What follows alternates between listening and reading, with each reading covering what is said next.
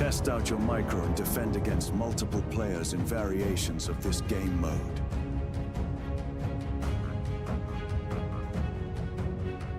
Or be part of the masses.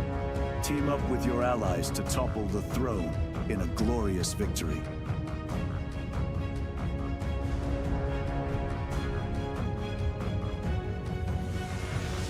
AllReasonNoLogic, hosting King of the Hill lobbies, most Sundays. Join our Discord to be part of the action.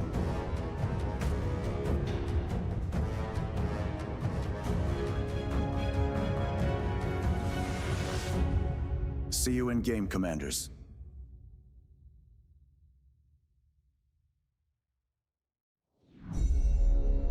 Beyond All Reason fans, welcome to King of the Hill by AllReasonNoLogic. Experience 2 or more teams facing off in epic scale warfare, where the Horde gang up on the Kings of the Hill. Kings start off with an economic bonus. They do their best to defend an onslaught after a no-rush timer expires. Test out your micro and defend against multiple players in variations of this game mode.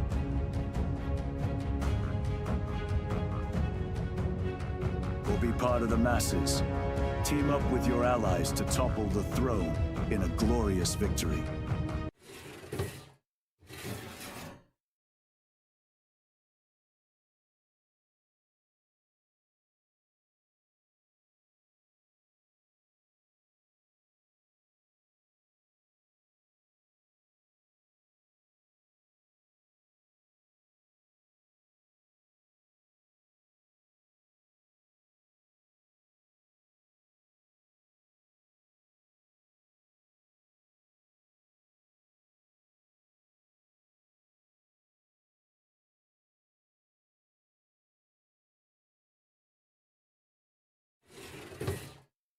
Let's do it. And I'm about to turn the mic on.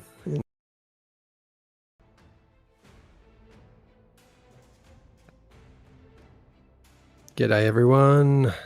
Sorry we're a little late.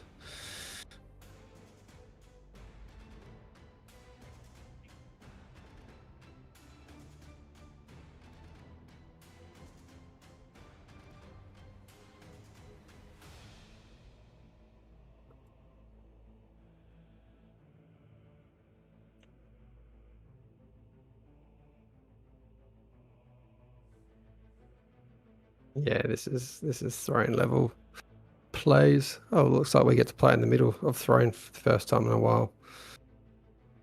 I'll let you set that up, Tom, and I'll keep looking for these IDs.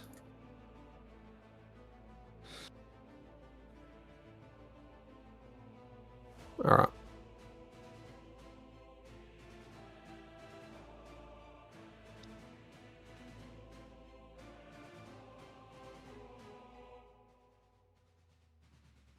G'day, Rusticles.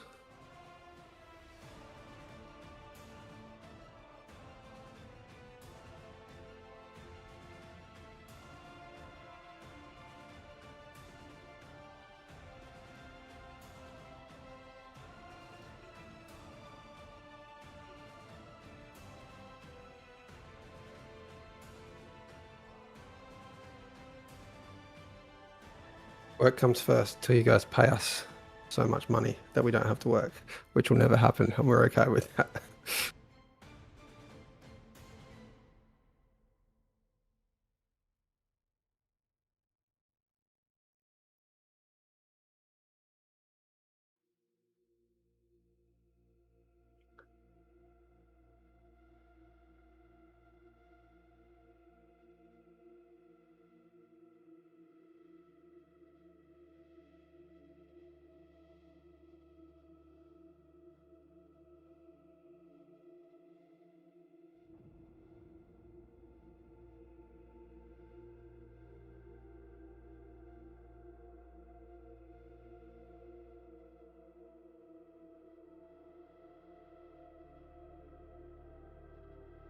Spam in the chat whilst we're writing at the start of the stream some Egyptian. I can tell you that was not Egyptian. Stay tuned.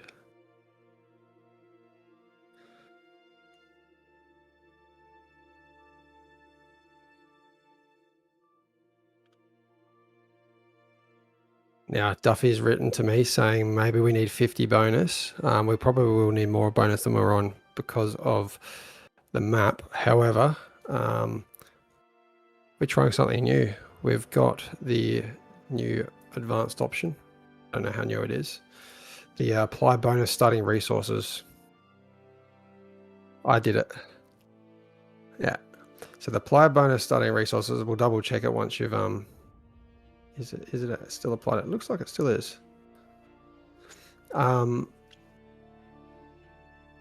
What this means is if you have a 50% bonus, you start with 50% more resources as well. So this is essentially taking us back to pre-reclaim rule adjustment in terms of how much metal we're going to have at the early game. What it's going to stop is those kings, especially in Raptor Crater, going onto a bunter level scaling of eco really quickly. It's going to slow that down a little bit to give peasants a little bit more time to catch up.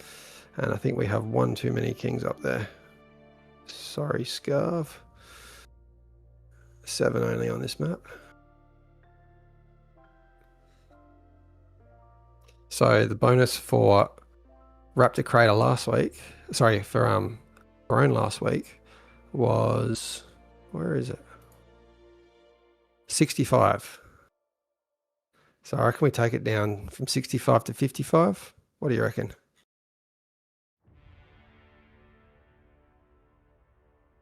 Yeah. So it was 65 last week. Yeah. So 10% less than last week and the weeks prior. Duffy helped me put 55-0. Come on, bro.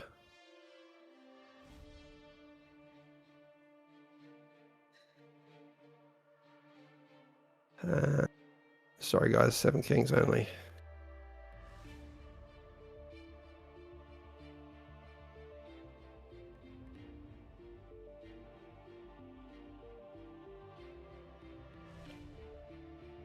Just you, mate. Don't forget yourself.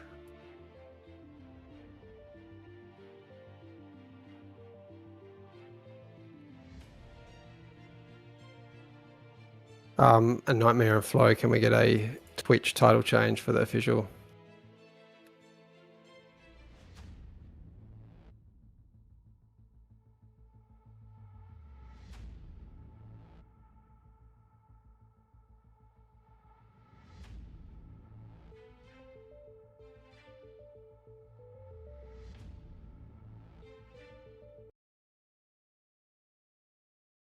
All right, let's do it.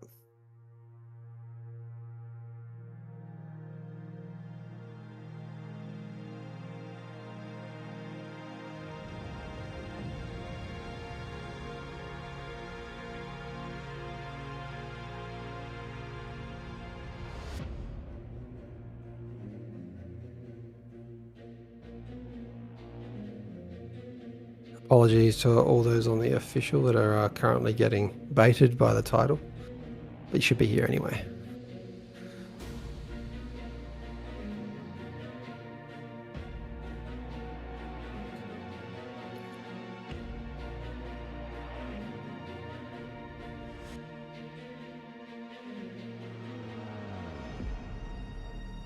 Welcome, Commander.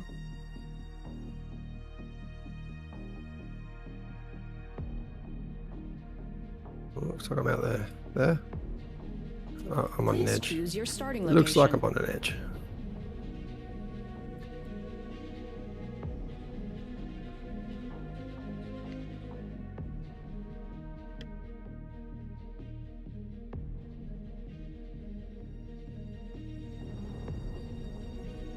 Yeah, do we want Cortex or Armada? I suppose I can buy from you guys.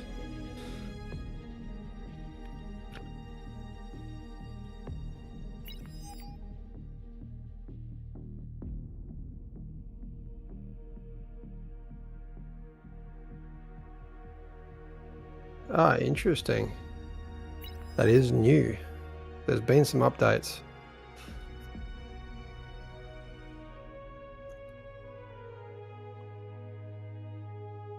I wonder what the Legion one looks like, because right now we're a fat fella and a skinny fella.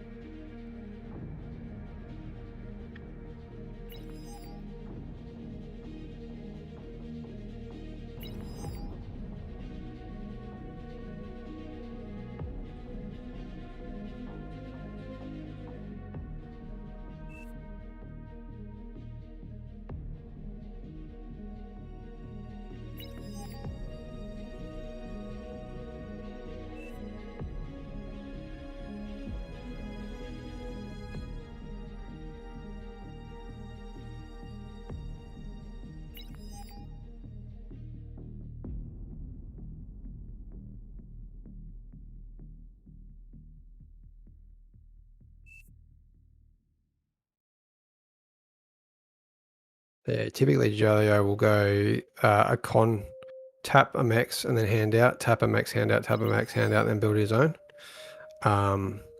Whereas the 3 around the outside, Potato, Tank Tom, and Cookie Box, you're on your own.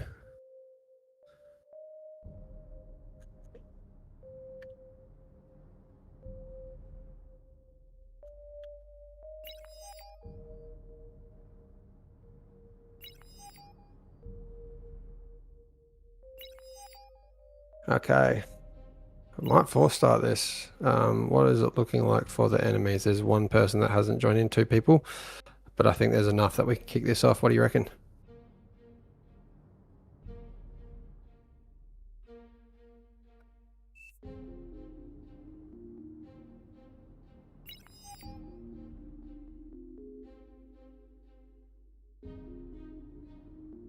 All right, let's do it. Battle started. Good to play on a different map.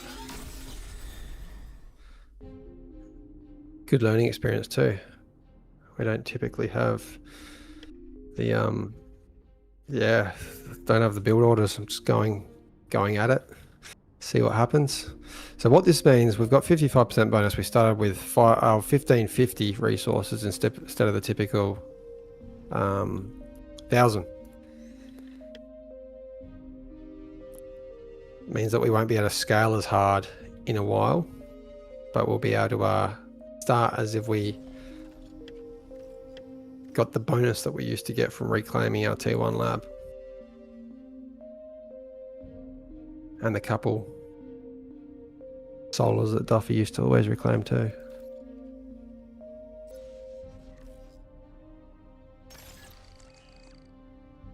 Where's the prediction? Sorry guys, I'm not going to set it up in time while I'm actually playing this one. Or maybe I can. Maybe I can. We'll see what we do. We'll see what we can do. Low power.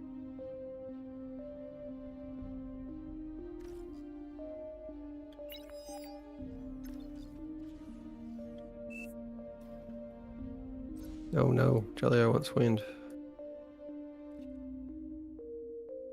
Where is his thing? He's part of the Cookie Clan, mate. I forgot.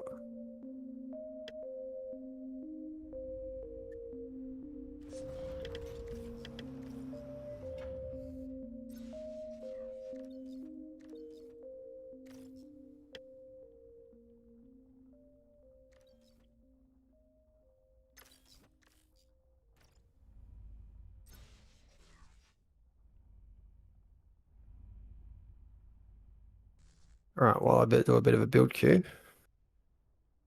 I'm going to try and do this vote prediction.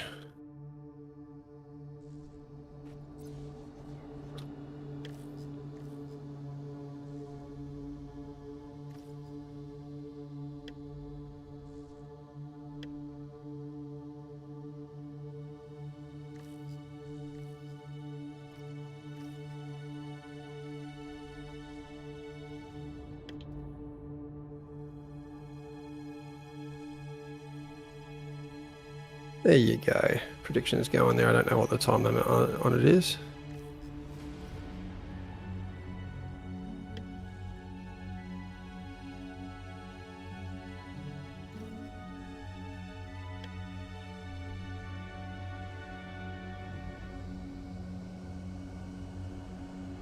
Your team reached Tech 2.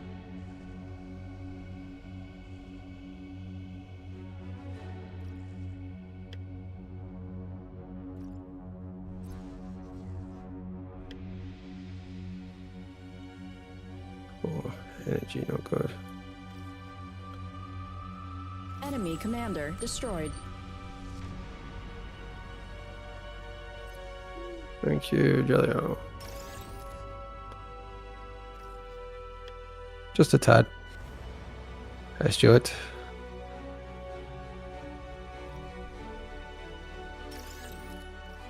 What we really need to get happening with the devs is a stream together chat so that we can see all the chat on one screen. Enemy commander destroyed.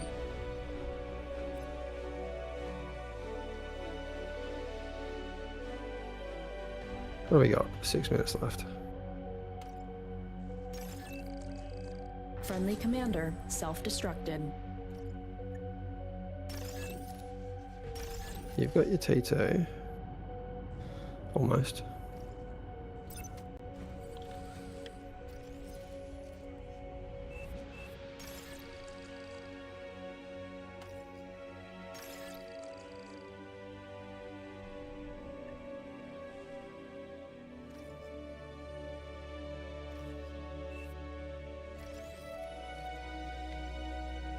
Oh wow, watch behind's going Tech balling 2 with unit T1 ready. Eco.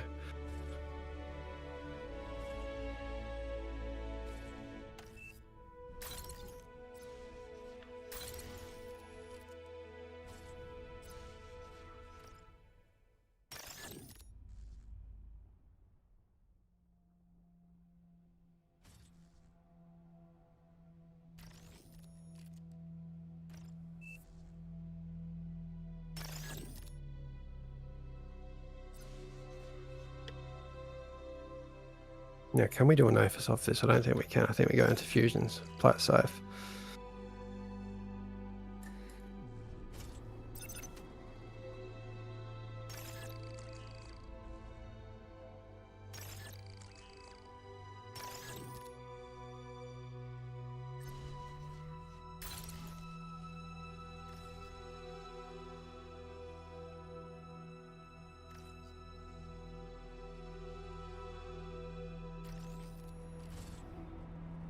How is everyone going? Watch behind's going to probably get theirs up before me. Potatoes, got units out. Should probably post the rules again.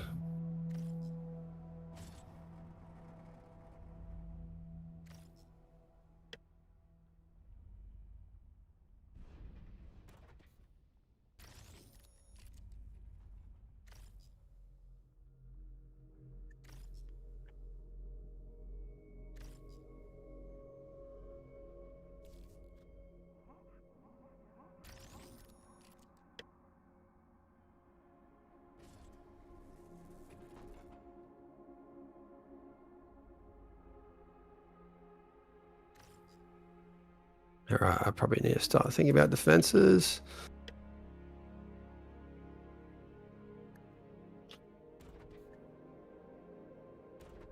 That is my role. Not a role I am pleased with, but my role nonetheless. The whole team I like is this wasting commitment, energy. Stuart. Had to leave work early for this. That is exactly the right attitude.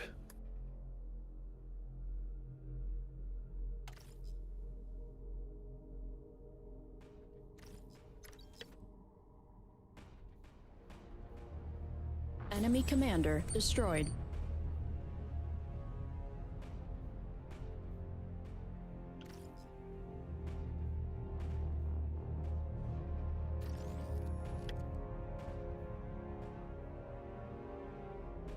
Okay.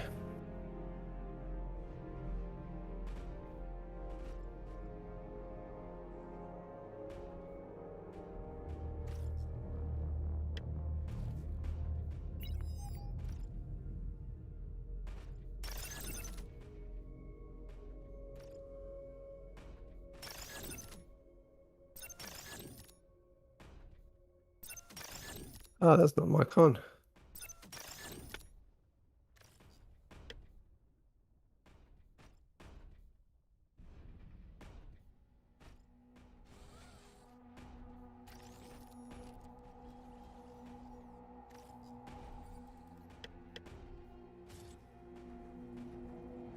Enemy commander destroyed.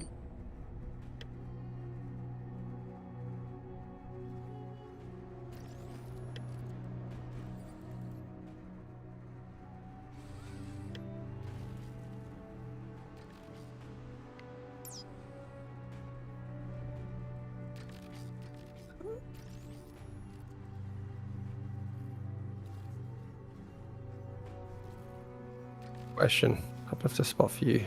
Actually, no, I have not. I've definitely built my base too tight for you to get through. You gonna build some towers around your base?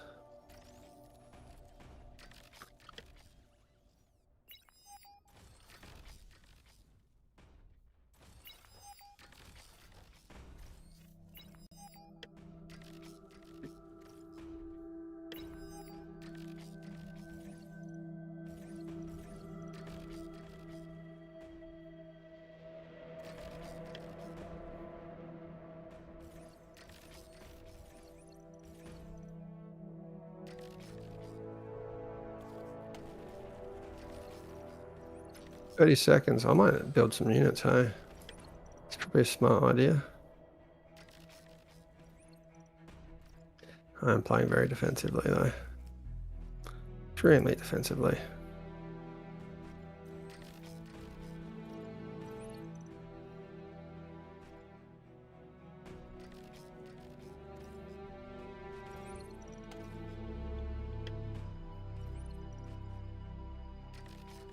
Lava level dropping.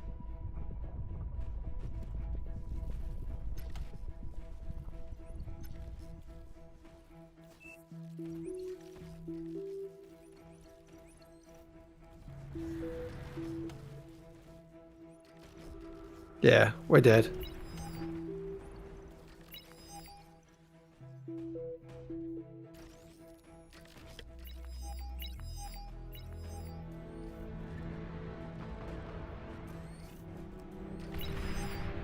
Yep, that's our base dead. I catapult that quickly. This lane is not usually the lane that, not yet. Oh, they got snipers too, that's nasty. Very nasty. That's my eco completely gone. Units under attack.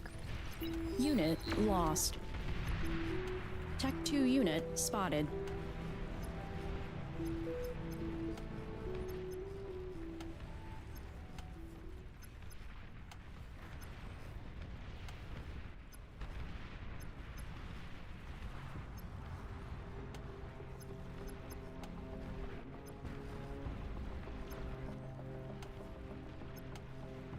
Tech 3 unit detected.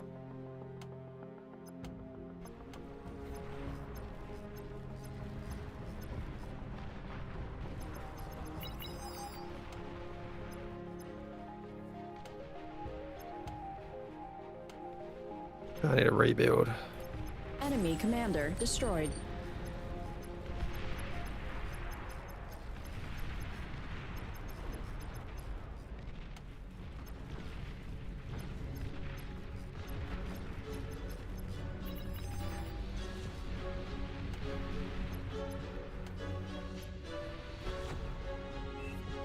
Need to kill these damn catapults. Your team reached Tech 3.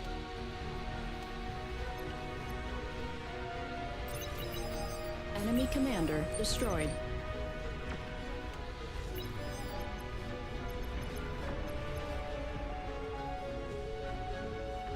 Not gonna get out of this base, that's for sure. Not like this.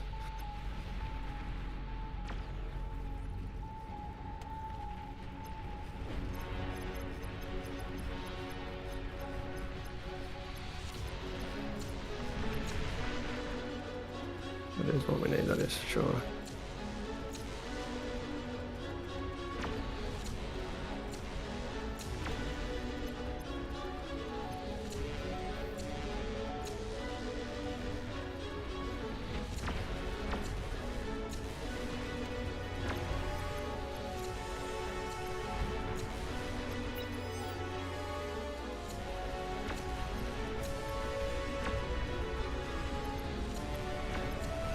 Nice. Yeah, I know. I'm aware. Unfortunately, we have a lane over here that's got no defenses. Oh.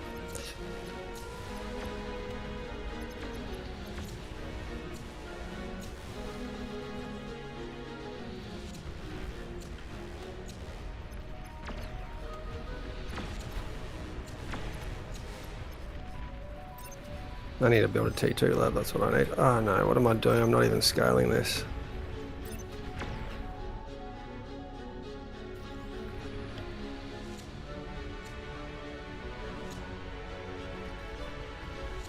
The whole team is wasting energy.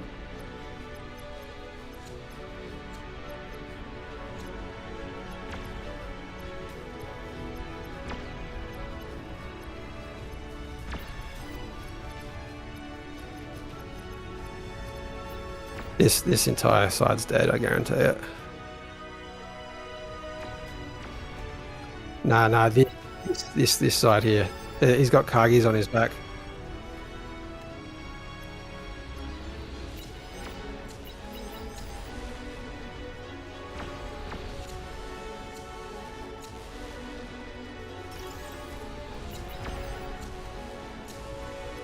This is a problem. Really don't want to build converters here, but I might have to. Enemy commander destroyed.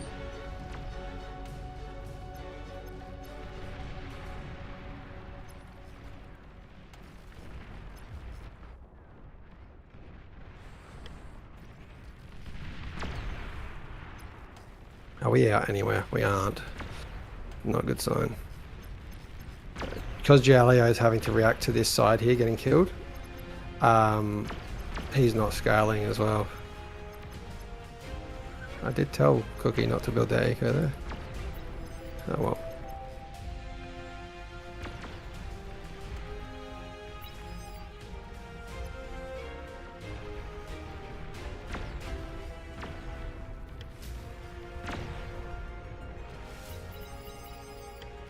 Enemy commander destroyed. He needs to get his D gun on.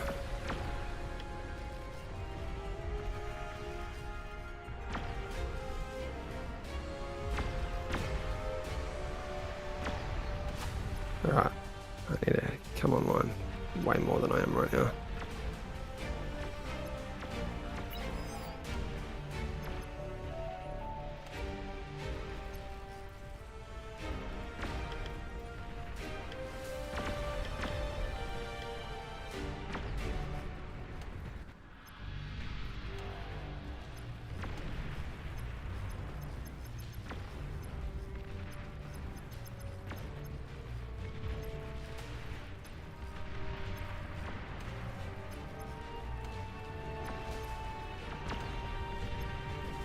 I sure can.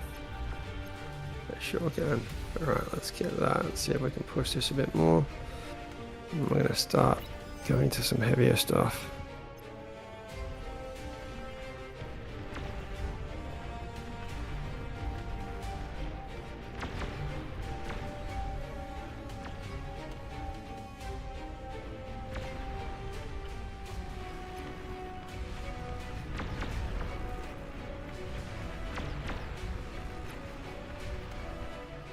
I don't think I'm ever going to build Aphises. Too dangerous.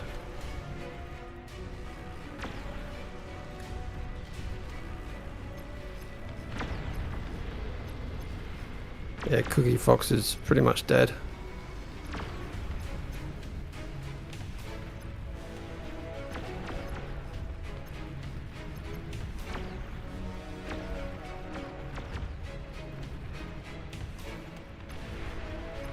There you go, that's his old eco going.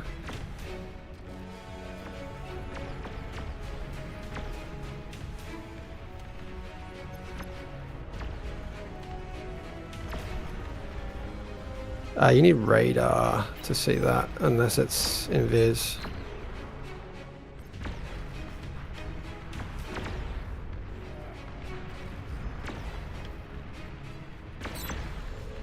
Come on, Duffy. Win the other side while we try and hold.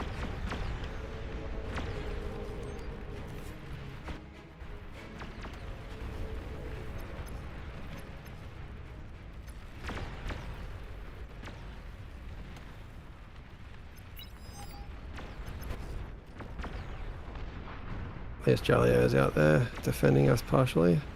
Oh man, watch behind's got a task and a half. I did not do repeat.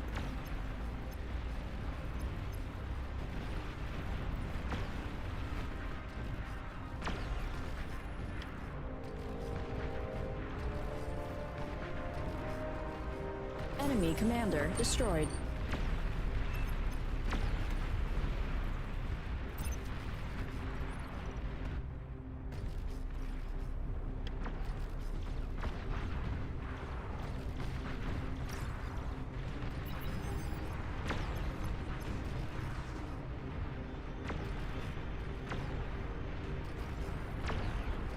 That's what I need. Friendly commander destroyed.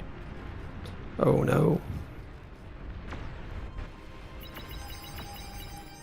Jaleo, no! No! 6 Vanguards dead in 2 seconds.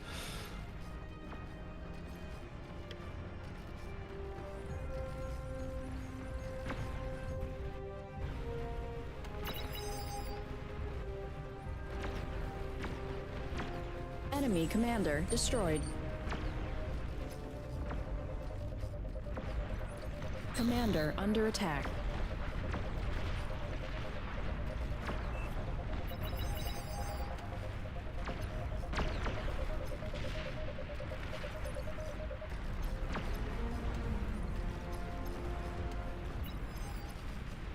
Good idea, even though I can't spell good idea.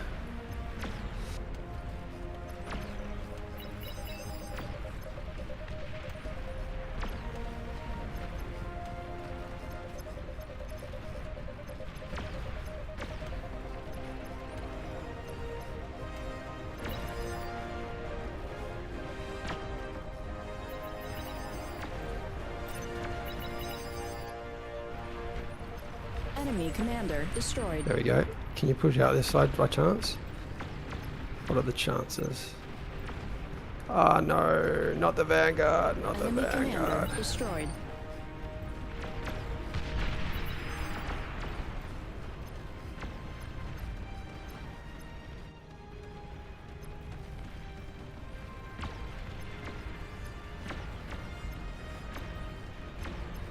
That catapult Enemy needs to die. commander It's just destroyed. wrecking us. There's a catapult here, over here. If you go behind me and like that, you might get it. Because you can go up those ramps as well. Actually, yeah. You are, what you're doing is working.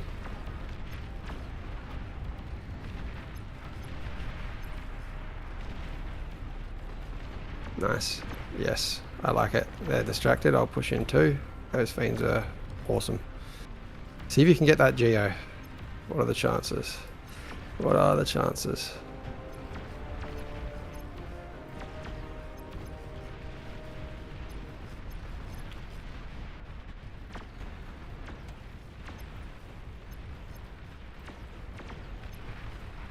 There it is.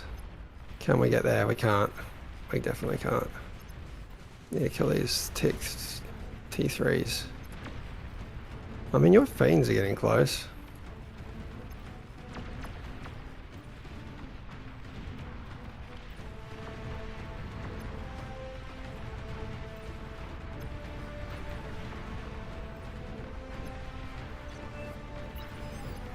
If we can get that Geo, that's a massive pressure off. I can pretty much come online.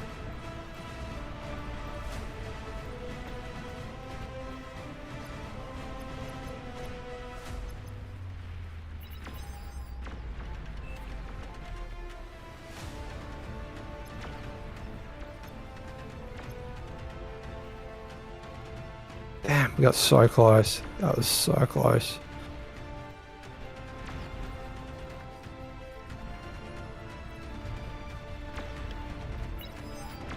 Yeah, we got still this here. Oh,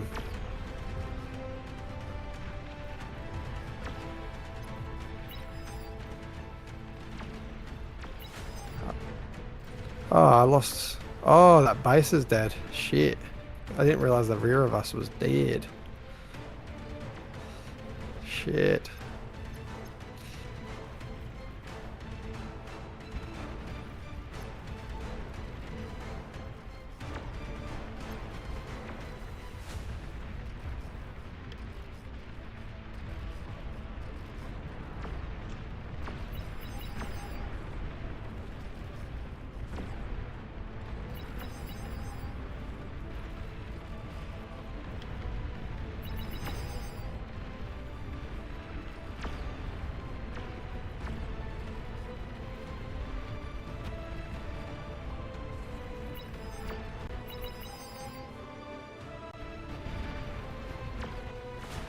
Man, I'm just getting Enemy annihilated by commander these destroyed. catapults.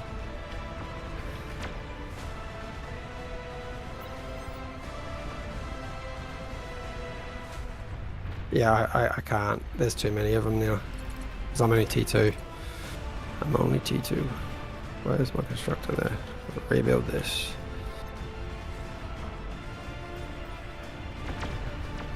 Demon's coming from the north. I'm not trying to... Yeah, I did. That's exactly what I was doing. I was trying to go around to the side, but we're going to lose up north now. They've come online.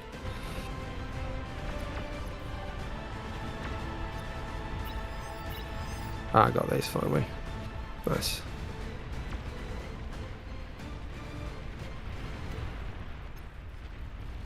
The whole team is wasting energy. I tell you though, this isn't far off the right balance.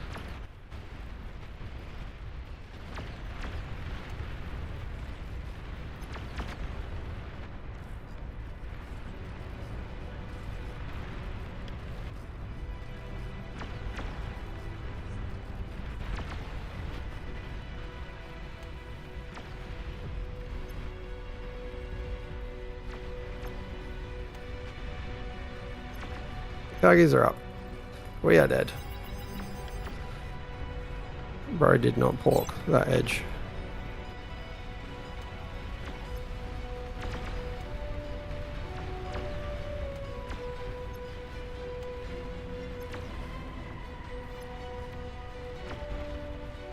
Enemy commander destroyed. Should I just reclaim it? I'll keep spamming.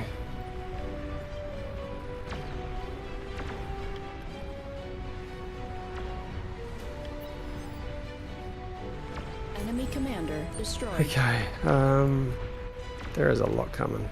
A lot coming out of here. And we have not scaled.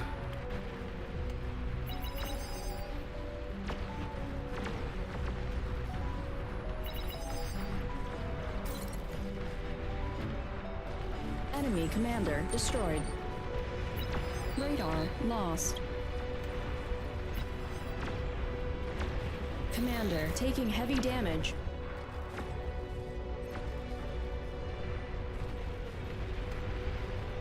Metal extractor lost. Enemy commander destroyed.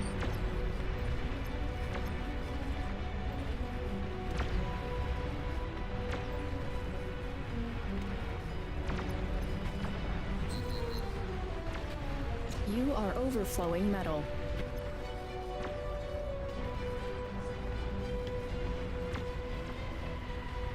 And absolutely peppered by those big boys.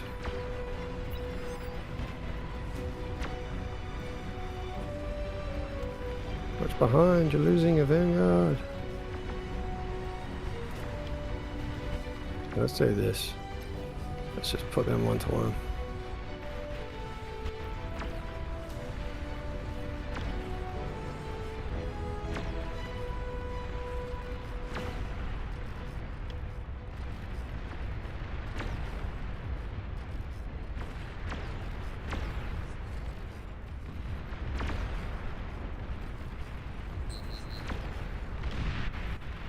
Oh, Tom, what's in your base?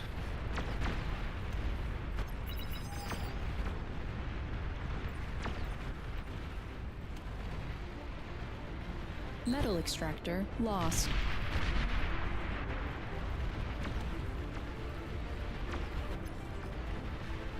Low power.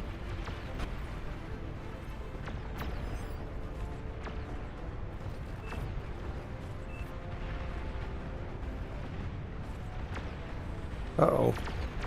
Uh-oh. Jolly-o! Get your vanguard, your Razorbacks moving.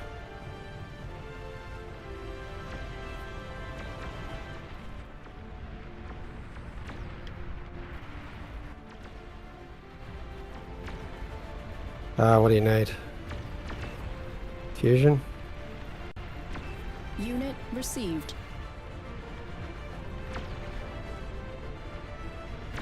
Enemy commander destroyed.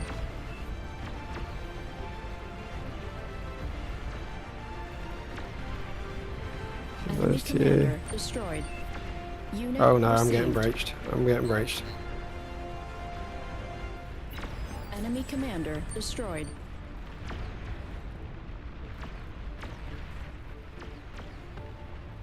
Getting out, but we're about to get breached over here. There is just too much.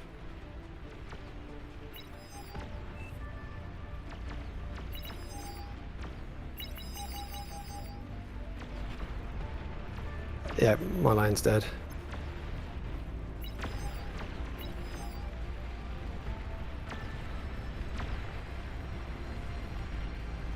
Come on, react, react, react, react.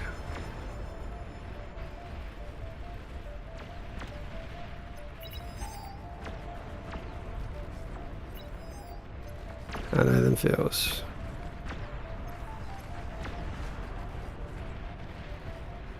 Low power. Unit lost. Yeah, I've run out of space to rebuild. I might come and rebuild in yours. Oh, you got the build power. What do you need? You just need more eco. Give you another energy. Unit received. Give you a couple. Commander under attack. Commander taking heavy damage. Commander destroyed. We're dead here.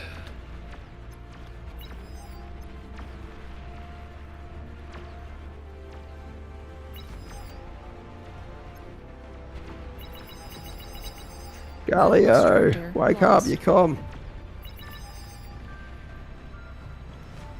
Everything go north.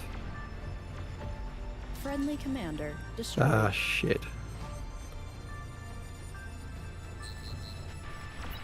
Yeah, that's it, we're dead. Commander destroyed. Oh, God. There was no reaction. Unit received.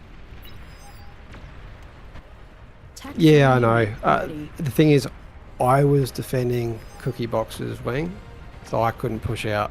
I was getting close to pushing out. As soon as I was getting killed from the left, that's Enemy it. Game commander over. Destroyed. Enemy commander destroyed.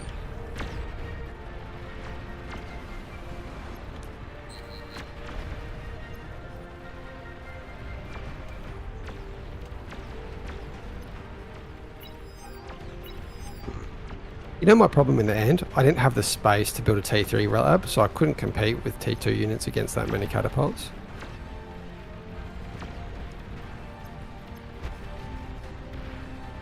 Friendly commander destroyed. I did the prediction reminder. What was the Your result? team is down to its last commander.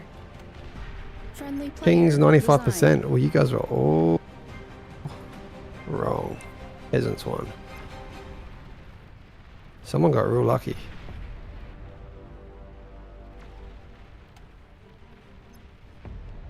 Friendly commander destroyed.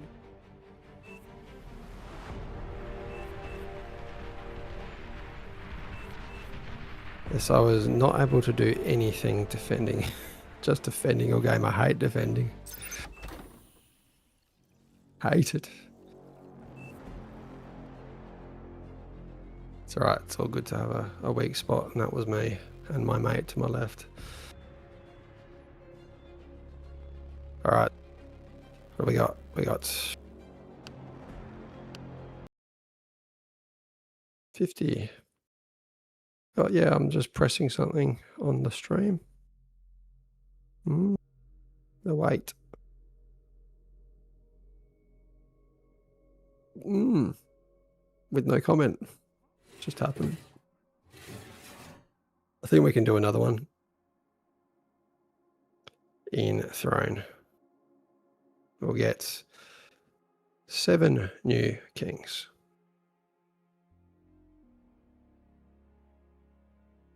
Put them on 56.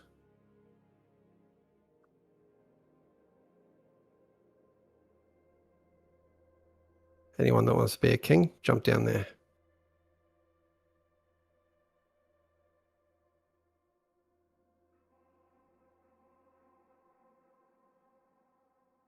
I shall spectate myself.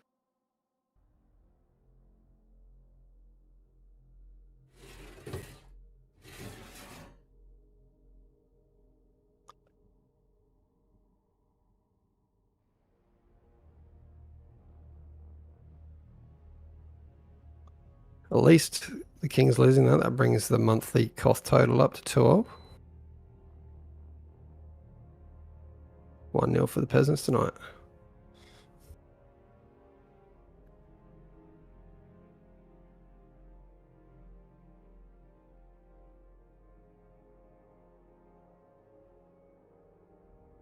I'm just going to change other people to team 1 for now. And okay.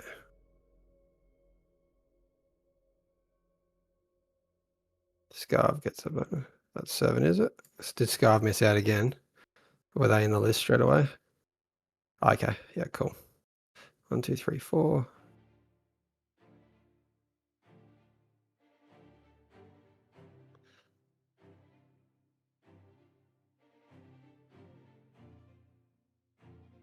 That's 8.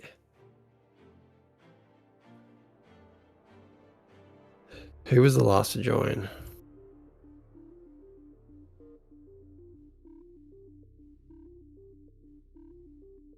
I'll ask him, he's honest.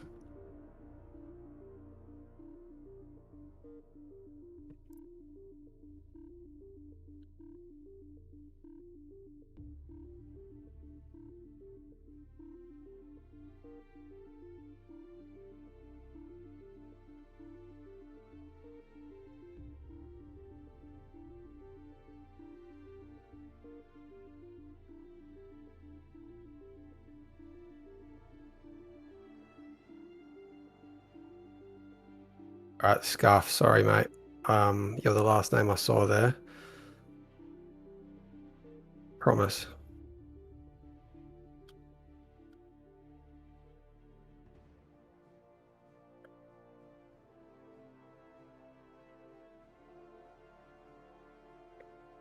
Yep, I forgot to turn that button on.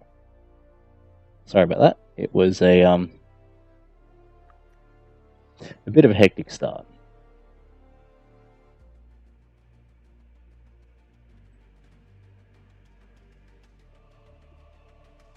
I wonder if they've been able to hear me through your stuff. Good question. I better just quickly check that. We've got a Discord input. Yeah, that's on. Yeah, they would have been able to. Yeah, they would have been able to hear me on yours, but I wouldn't have been coming through on the official because I forgot to turn that on. Because it was all 100 happening. Viewers just listening to me talk half of a conversation. All right. Just think of all that wisdom that's been lost. Let me see if we're good for IDs, and if we are, we should be pretty well good to send it. No. Got 8 kings still. I'm just trying to communicate who was the last one.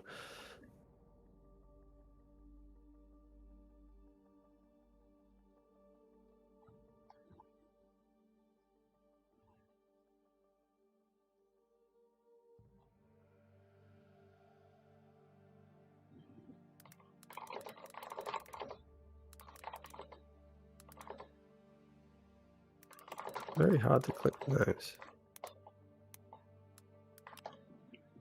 Yeah.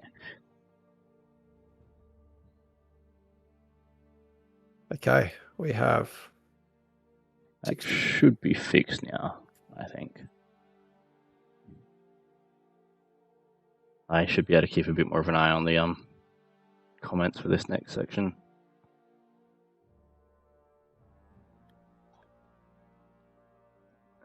Da.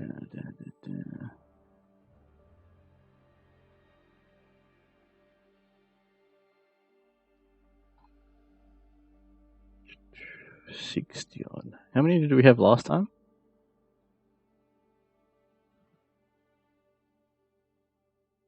I don't know. Wasn't 60. There's definitely more this game. Yeah, I think we have to bump the bonus up. Let's go up to 60. It is a much more skilled. Why have you been moved to team 2? Change team. Spectate. We do have a more skilled center, I think, this game.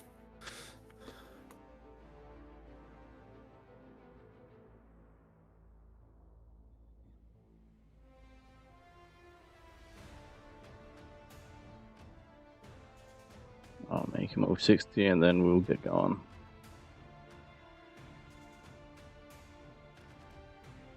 A lot of the bonuses we basically have to guess because it also depends a lot on how the players play it, which side's aggressive, which side's passive, that sort of stuff makes more difference than what the bonus does.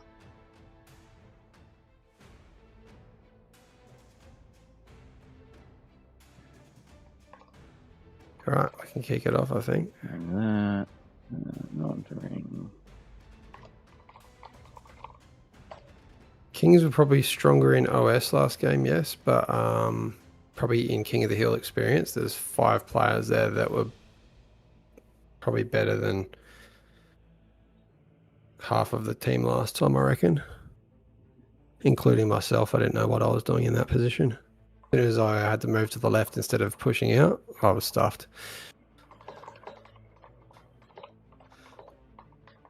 Usually my only form of defense is offense. Alright, I'm gonna spec these guys.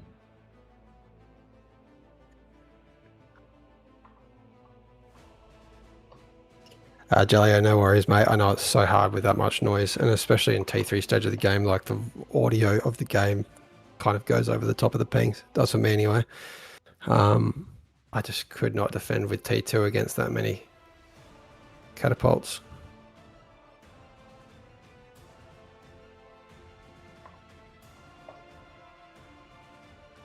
Who's not ready?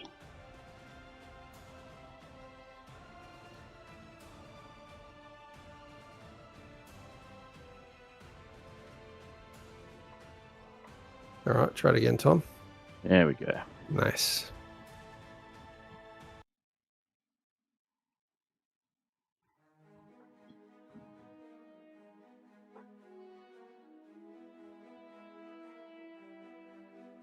Now, hopefully Tank Tom doesn't lag too much. We've been lagging quite a bit when spectating, but tonight, hopefully is in a better server than last week. Which server did we get, actually? Nightmare set this one up. We find that we can cast these better in AU servers, being Aussies. But unfortunately, most of the players are over in Europe. The main thing was the update that happened late last year meant that, at least for me, I went from being able to keep up with games, or at least Welcome, close Commander. enough to it, to falling behind pretty hard from like 20 minutes on. For some of the bigger King of the Hill games. So we'll probably look at raiding you once we get to the Raptor Craters. Yeah. They definitely get extra slow, extra laggy. A few comments off of the official Smeagol. Why does this look like Total Annihilation? Because, beyond all reason, some say is the spiritual successor of Total Annihilation. There's definitely a lot of units that are, wouldn't say rip-offs, but little brothers and little sisters of Total Annihilation units.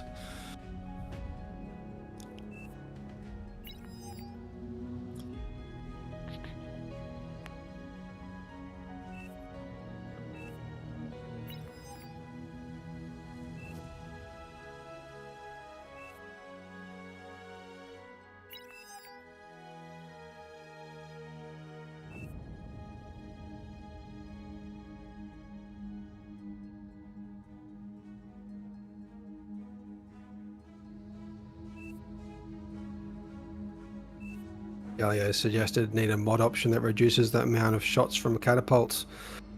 Kind of agree, but at the same time, the Kings just need to get out of the center at the start. It's pretty important that, say, Maxi's position, you build your eco over here in front of the Tafridge's mechs, rather than building it around the edge, which we saw last game with no pork. Now, did you put the welcome messages in, Tank Tom? Yes. You did. Beautiful. So technically everyone has seen the rules and no one can complain. It'll be but they will, so I'll probably put them worth again. dropping it in. The key thing with Throne is the missile units have been turned off, as well as the Tremor, because you can just park them next to those cliffs and yum yum.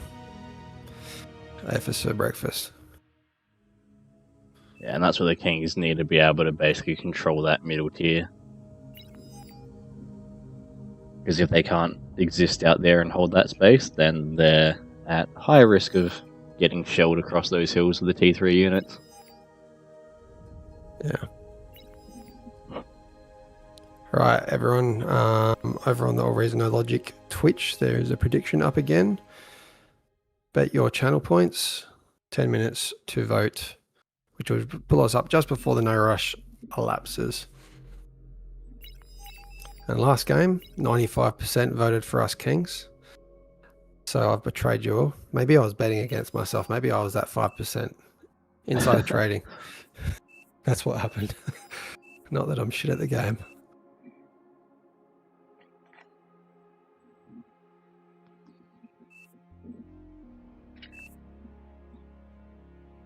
Now, so these kings will have 1600 bonus to start with. I'm forced starting this, by the way. Everyone's had enough chance.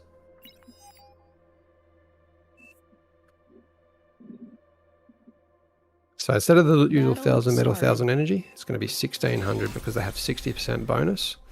And they're also getting that bonus applied to their starting resources. The reason we do that now is taking things back old school, where the kings couldn't scale as hard with the lower bonuses when the reclaim hack, as in you could reclaim like a lab for an extra 60% of what it was worth. Once that disappeared, we found that we had to bump those bonuses up. If the kings survived the initial pushes, they just scaled so fast though because those higher bonuses. So that's what's happening here with Rosie, the Fridge, Platinum Bronze, Commander Last destroyed. Frontier, Maxi, a whole bunch of random letters, and Orat in the middle. They're the kings against 63 peasants in blue. Quite a few peasants around the outside. This is one of the bigger thrones, not the biggest we've seen, but one of the bigger thrones that we have seen for the peasants. If the kings win this, one, I'll be embarrassed after losing last game with like 40 peasants. And two, that'll just be glory. Glory forever. Well, at least until the next game and everyone forgets about the game before. Something like that. So typically in the middle, what we see is now that you don't get the bonus off of reclaiming your labs, Rosie will probably hand out T2 to the Fridge, Platinum Blonde, and Last Frontier after tapping a T2 constructor on each of those three mexes. We've been seeing the T2 get shared between those kind of central players. The players out on the outer wings will generally build their own T2 because by the time it gets built and walked out to them, it's often more efficient for the team for those players to build their own T2 rather than delaying the center players build. That's it. You need Rosie getting those AFS before the 10 minutes, and if they're building 7 T2 constructors, that's, what's that, probably about 3 minutes of building T2 cons that you could be building eco. And the other thing is the wings can generally get them up at the same time, if not quicker than by the time they waddle over across to you. If you are tuning in, this is King of the Hill, where a small number of kings with a bonus defend against a hell of a lot of peasants, a hell of a lot of PvP players. This is PvP, by the way, if you are tuning in on YouTube. And the bonus, 60%, no rush time at 10 minutes.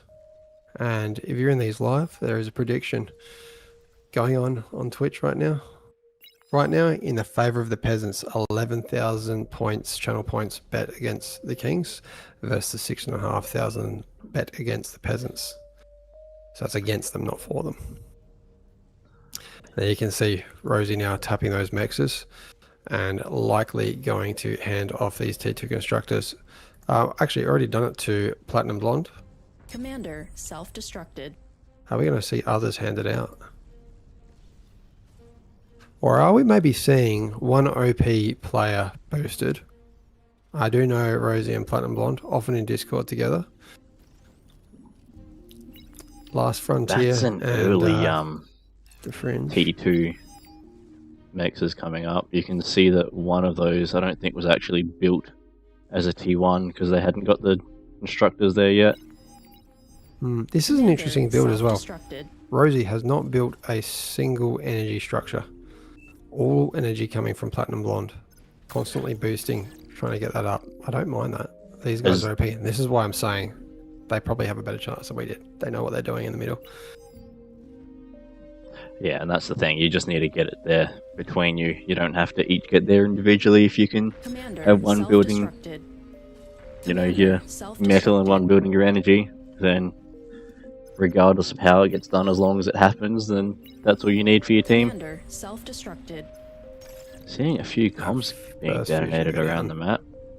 Yeah, let's have a look. I just completely ignored all the peasants. Looking down here, bottom left, there is a small geo under there. The shadow of the T2 that's going to be upgraded in the corner of Pappy Baby Nuke. Already upgrading those T2 mexes. Let's go around to all the other geos. This one here, T2's up at least. What are we at? Almost 5 minutes. So T2 is definitely going to be up. Oh, over here. I see some familiar names. Psycho Pew Pew, Jellio, That Small, etc. Lloyd. Over to the left, sorry. Yeah. Going clockwise around. That advanced geo almost online. Let's go up to the Commander nuke center. self-destructed. Do not worry about below that. These guys already have it up. The nuke clan OP got Avalons and Dominus in there too. Lots of feeding. Potato at the back. Hey guys, I'm usually streaming with those guys most days of the week. Haven't been lately though because I've got a project at work just finishing. So we'll be back up on streams regularly after that's done. It's PvP games. Looking north. Already having a that one fusion there. reactor finished in the middle at 5.5 minutes is not bad. Yeah, not at all. And we've already got one coming up for Platinum Blonde as well. And Platinum also for Blonde the is Fringe. finished. Yeah. They know somebody's been practicing. Mm. Although they're in these every week, so maybe their practice is King of the Hill. Over on the right there, Ollie going into their advanced geo. And then finally on the far right, we've got T2 up. We have a... Oh, that's interesting. We have 3 T1 constructors reclaiming a construction turret while one construction turret is building it. It's a very slow disassemblement. Okay, back to the middle. Base set out is looking quite a bit healthier than it did in our game. We do have Maxi on the left going for their eco exactly where I suggested. Pretty much, let's space this out for those that want to know what the courtesies are. That's kind of the eco for Maxi there. And then if the Fridge wanted to, I mean, they're going right on their front line. If they wanted to, they'd kind of build it over here against this wall. Self-destructed. That's what I did last game. And that way you're out of the range of the Commander catapults. self-destructed. You might get a few shots fired if the catapult comes over here and hits the corner of the hill. It means that they basically have to break the base to be able to get to the eco rather than just being able to shell over the side. And it means that if you have things like spiders crest the hill, you're not going to be losing all of your economy in that first volley or two. If you've got wind farms and stuff out there, by the time they arrive, they're largely sacrificial, so you could use those as walls if you wanted to. But the main thing is having that T2 economy far enough from those edges that it's not likely to go pop as soon as something looks at it sideways. 100%. The last guys that we have ignored for this game out on the dry sea. So we've given a little bit of Australian theme to this ocean out here. Some of our big lakes, they just disappear for almost the entire year. Got a desert. We've got some T2 going up in the bottom left of the screen. What you want to do in these corners is build a T1 lab. Punch out about 5 constructors and just get them repeating wind and conversion so that all your converters are on. Unlike this guy here, just going to pick on you, Kellerman. You don't need to put your energy into that unless you are producing. If you rotate to the next corner, up the top, you'll see a much better example of these wind farms being laid out. So that's exactly what you're doing. And then one player, let's look at TX over here, go into the T2 lab, feed them all the metal from these other players, and then hand out a T2 constructor each, and build your first fusion, scale away.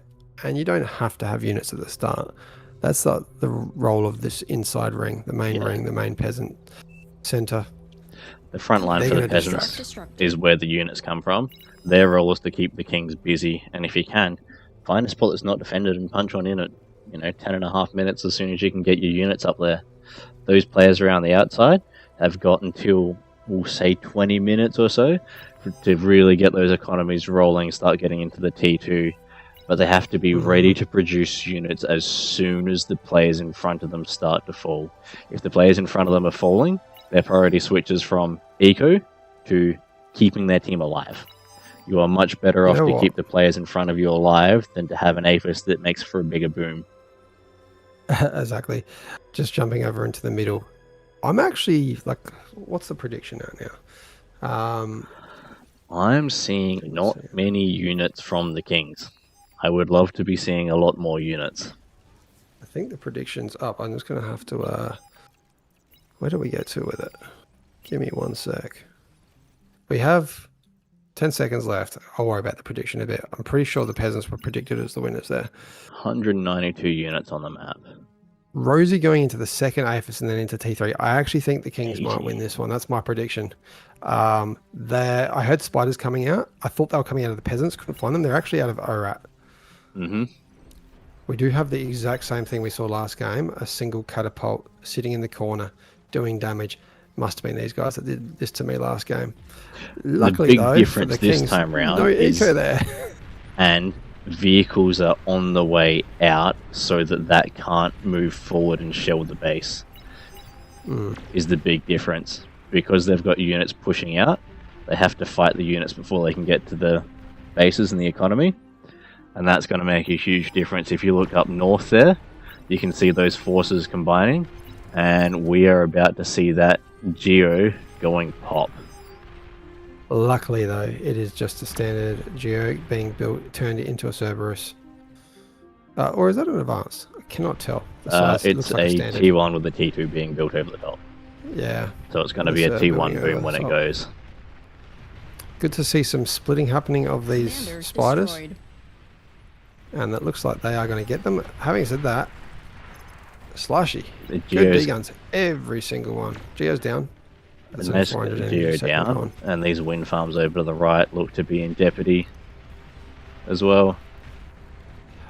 Next time these guys are playing, I'm going to watch these nuke guys because they're getting a couple catapults out by the 11-minute mark. Actually, that was well before the 11-minute mark. They don't have repeat on their labs, and that's because they're scaling their eco. And look at that. Perfect example of what you should do.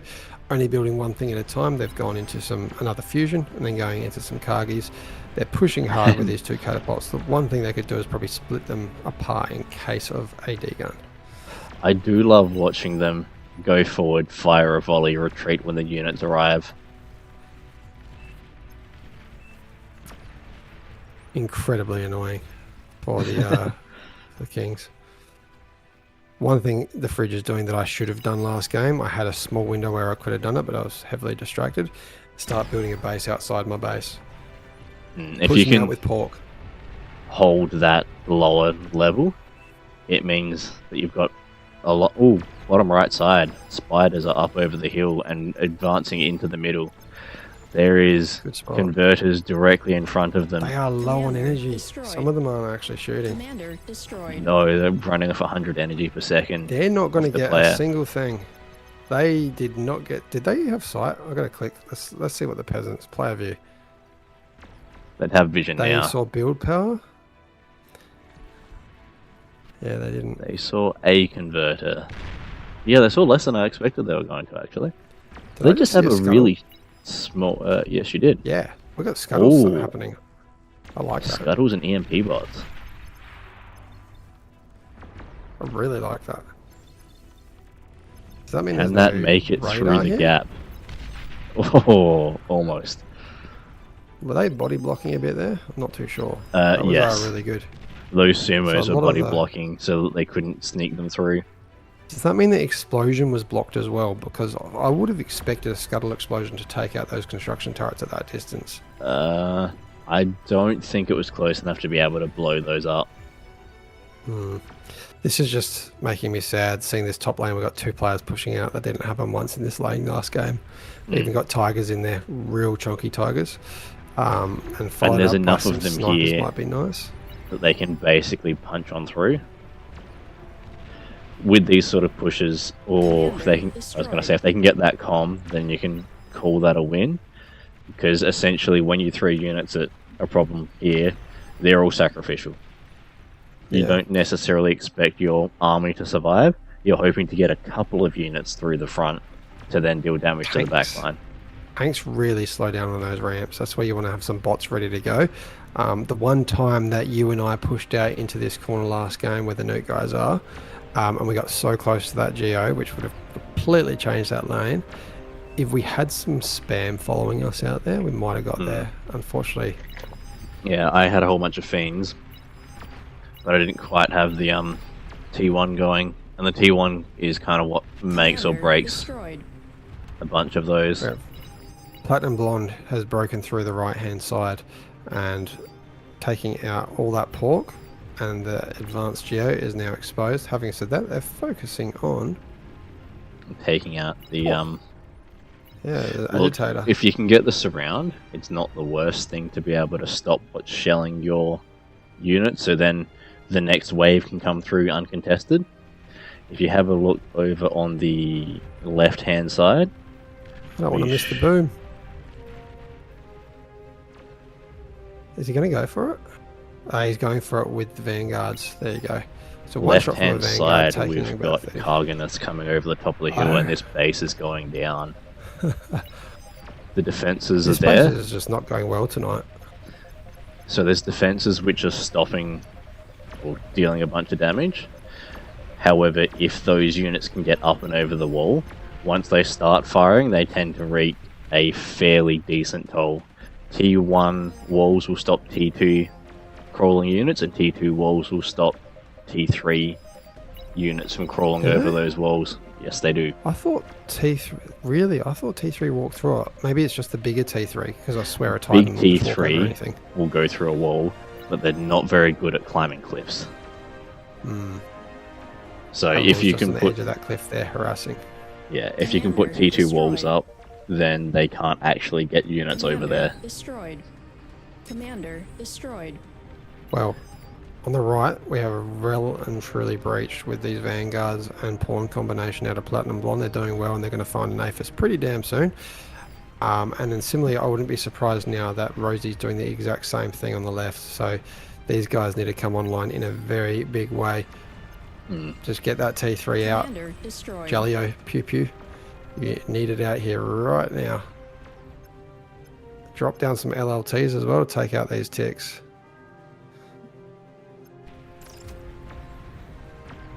Unfortunately, an APHIS, an advanced geo, it's still going to take a while to get this demon out. And the demon, actually the demon could do quite well against these vanguards. I'd love to see these guys, commanders, walking forward. Catapult at least doing some distance, damage over distance.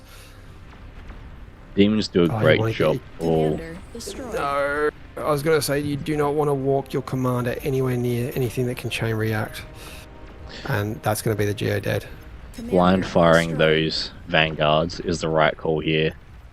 You've got a reasonable idea of where the economy is going to be.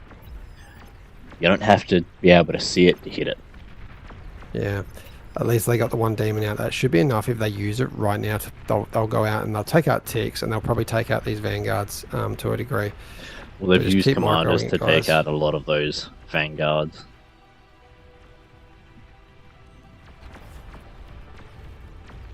I don't think... is going to be what stops these ticks. That's what you need to drop down. The thing is, you need to be able to get in and kill them. Something like a D-gun does a great job of doing that. Lloyd clearing up those vanguard. Oh, if we can get the D-gun off. Invisible troll on the right. Commander destroyed. Taking out some of those vanguards. This side's a problem now for the peasants. These are going to just wrap around. We need full reactions out of absolutely everyone. Even the bloke with a whole bunch of letters in his name going out there with Karganeth and putting a lot of pressure into the middle of the map. Sorry, the south of the map. And this is what you'd love to see. Breaching on the north. Those T1 units flowing through the T2 artillery, providing vision and support for them. It makes what your prediction was. Mine was Kings. It depended on who went aggressive early. Because the Kings had the units and they pushed out, then I'm going to say this one's in the Kings' favour at the moment. But if they'd porked up and defended, then if basically the Kings need to own the middle tier, or they're falling behind. Yeah. Is basically how these games go. If they can hold that middle tier so they don't have to worry about units crawling up over the back of the hills and those sorts of things, then they're in a reasonably good position. Commander destroyed. And at the moment, they are well and truly controlling that middle tier. Well, Pappy on the south just loses their geo, takes out 2 Kargis, and that's going to be a base going down. Now that the Kargi's out, it's a real problem because you can put some bubbles up against these vanguards as long as you got enough pork to stop the pawn spam. It's looking very good for the Kings right now. They have 5% more bonus than last game, but there are a lot more peasants. Peasants on the outside, as soon as you've got a couple fusions, come online, because this is the point in time where if you don't put pressure on, if you don't micro units, I mean, on the far right hand side here, I'm just seeing an absolute ton of snipers not being microed. If they were pushing, if they took out Rosie's second base, which there is nothing between them and the base, the peasants still have a good chance. I mean, they still definitely do. There is still an eco advantage for the peasants, but army value, 120% in the favour of the Kings. Peasants need to come online. And that's the big thing, is that army value. If the Kings are allowed to get an army and just roll around, then it gets harder and harder to stop them. If you can slow them down and keep them busy, like if we have a look on this top side, you can see that the Kings aren't necessarily pushing out up here. The peasants are producing enough units to keep them relatively contained. Yes, there's a bunch of pork and things. Well,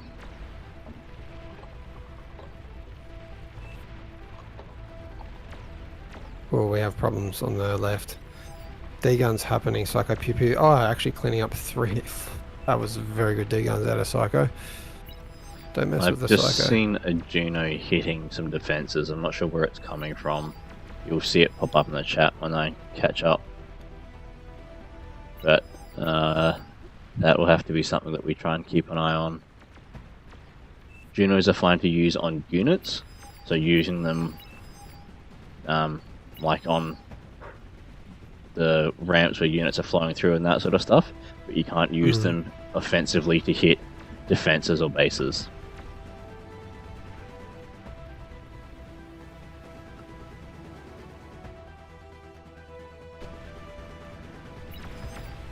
How's that They are Geo alright to looking hit up that on lower that top side? level. Top side, the Cerberus has disappeared. Oh, yep. You're a little bit behind. Yeah, I'm like 30 seconds behind at the moment. I think when we get to Raptor Crater, maybe do a raid over so we can keep everyone up to the right stage of the game. I'm at 22 minutes as an FYI. Yeah, I'm not that far. I'm at 21:30. Okay. A little bit behind. It is looking very good for the Kings right now, though. If you zoom out, you'll see that Platinum Blonde and Rosie are completely wrapping around that bottom of the map now, taking out that mid-level. They're not too fussed about the peasants that are on the dry seas, probably because they're definitely only at the T1 and T2 stage of the game with their ecos. 22 minutes in, I mean, we can see a couple of Aphises coming up, definitely enough to build T3, but not in the numbers to combat these Kings who are really online in a massive way. You just look at the build power in these bases. I love the use of the T2 walls around Platinum Blonde's eco as well. Beamer City. And they've taken their production facilities onto those lower levels. Finally, we're seeing some movement onto the right. Are we going to see all these T2 units push in? Because that could be the production facility down for Rosie if they push. Unfortunately, only the one player going in there. I've seen these snipers just sitting here. If you play defensively, you will only defend the whole game until you're not able to defend anymore. Because you're dead. I cannot believe that this advanced geo is still online for these guys out on the left. I'd almost like to see it turned into a Serb. But this is them dead. This is a dozen Razorbacks, a bunch of Vanguards. Are they going to be targeting fire? The commanders are all that have been defending against these guys lately. 1, 2, 3, 4, 5. Double commander destroyed. About 5 Razorbacks taken out. But there goes the advanced geo, and the Aphis is about to follow. As it does, another wing down. And I'd say we still have our strongest peasant wing. Oh no, well, Ollie, of course. Huge eco. The thing Ecos is, for 6 years and then builds a tick. the peasants only need to break through in one spot. If they can breach the top of the hill, the kings will collapse incredibly fast. If Ollie builds up these sprinters in big enough numbers, they could easily push through here. Just get about 100 of them. You're not going to take that long to build them off that eco. This is just not stopping though. If you're in the dry sea, you need to come online right now. It's the last hope to stop this push around the entire map. Horns and Razorbacks have just absolutely cleared everything out. The Vanguard's really helping from a distance. And there you go. The I kill you for fun. The Nuke Clan. You're about to lose your base. Yeah, that is.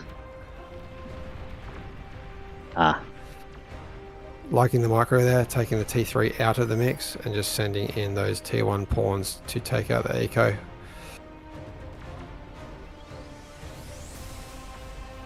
Yeah, all over that's Red nice. Rover for this corner. And what they did was, rather than fighting through where all the units were and where the defenses are, they just come around the side where it's completely open. And that is a lot of wind all sitting together up there. Big chain reaction.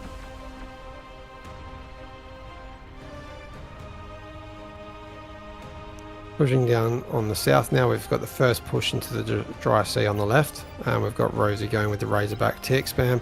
Not worrying about any of those longer range units. I mean, they are in the background, but the element of surprise is with Rosie right now. We do have a couple commanders trying to get into position there. Being no radars, these Razorbacks. Oh, good amount. Got 4 out of 6, and the last 2 are down in health by quite a bit. So you just need to build up a little bit, and you might kill them if these players come online, which doesn't look like they're going to do in any sort of way. I think that's a dead corner.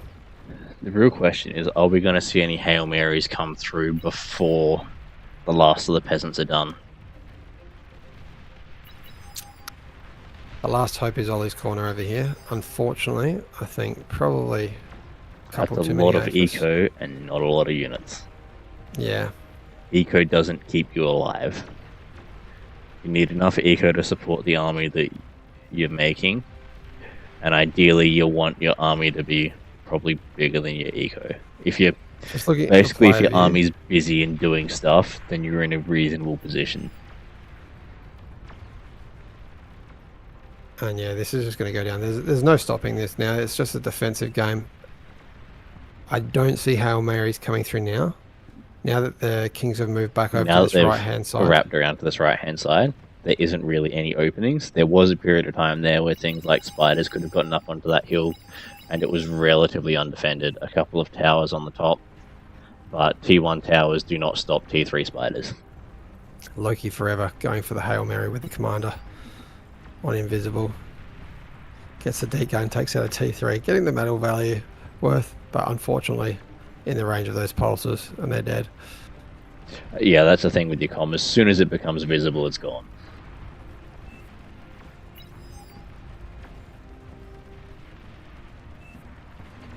The only thing at this stage that I think could push this back is a whole bunch of Titans.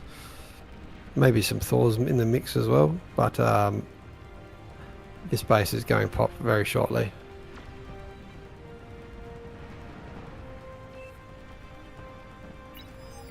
Good night, Ollie. May your AFIS rest easy. Beautiful explosion. That's the one good thing about over-echoing, the big booms.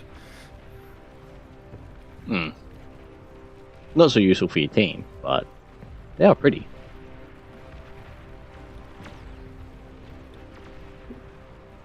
We are down to the last 14 commanders. I mean, you can see here, looking at this base up north, Goider's base, 3 AFIS, building I think that was about 20 seconds per demon. If you come online after 3 or 4 AFIS and just put that on the repeat, you're going to get quite a few units. Ollie already in the comments, this bonus felt too high. Bro, it's only 5% more than it was last game. I feel like 5 or 6 APHIS is more than enough to start producing armies with. One thing I'm thinking we need to do in the future, there's got to be a rosy plat factor. They need to have a lower bonus, I reckon, when they're on the team, because they have got King of the Hill down packed, that's for sure. They are the current meta for throne. Look, the thing is, if you've got units pushing into a similar effect, you know, you'll probably slow that or stop it. And if they had, say, a push come from the bottom side that they had to respond to, suddenly they're not out and rolling around, they're having to deal with something else to keep themselves alive, and that's where the balance really starts to swing. It's not necessarily, you know, bonus percentage is everything. A lot of it depends on what the players do in that first 10 minutes and how they respond and react to things.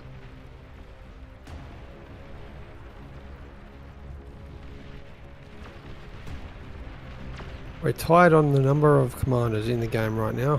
Watch behind, getting a D gun off on that Razorback. Just trying to kill those last comms. Similarly, bottom right, still got a bit of an eco here. It's pretty much GG though. Cargo's now coming over the hill. Only the one commander in position to do the D guns. Yeah, at this point it's definitely all over Red Rover, and we're basically getting ready to move on to the next one.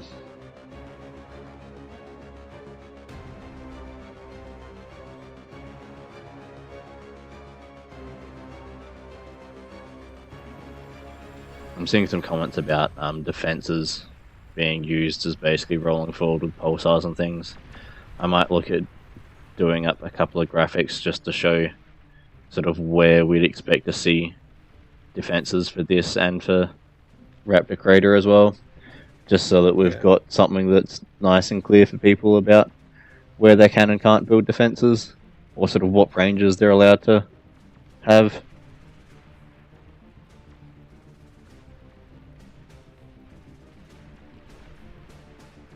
Where's the last comms there? Hiding in the corner. Imaginary fox. Imagine if they could win. I can't. What's that? Top left is where the last comm is. Is that right? No, there's two. Sorry, I'm just trying to see off your screen as to where things are.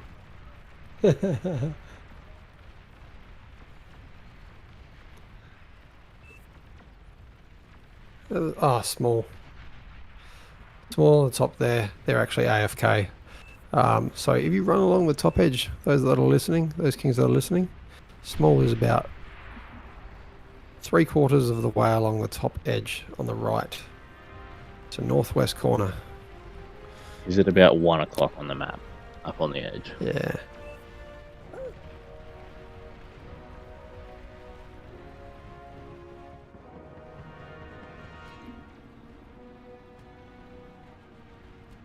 We have a reaction there. Our rat has found the base.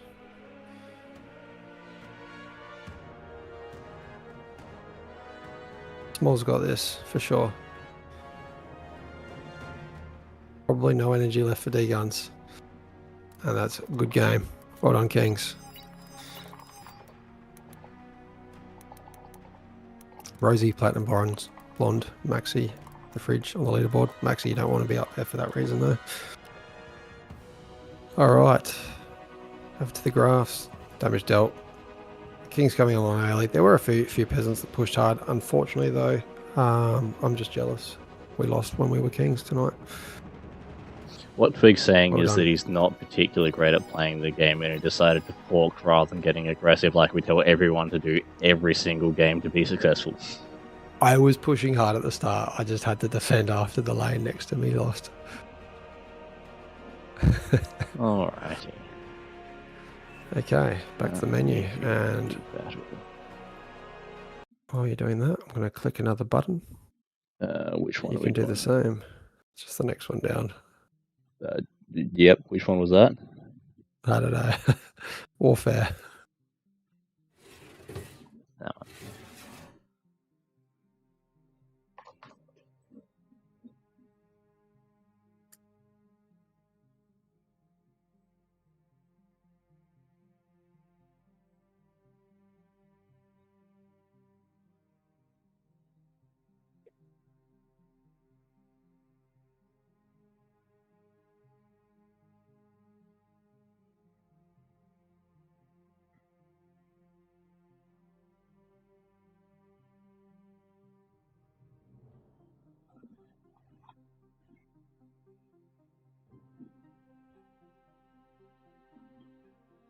Now, what is...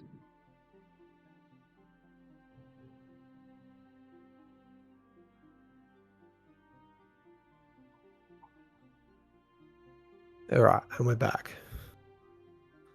I think Tank Tom's back. Big black screen. Yep, I forgot to push the button. Let me grab the next map, because I think we're probably looking at jumping up to Raptor Crater. We are definitely going over to Raptor Crater. And Scarf, I am assigning your bonus already. Actually, what's it going to be for Raptor Crater? Probably... It's probably 60. We'll go 61. We'll see who's in there and then we'll add it afterwards.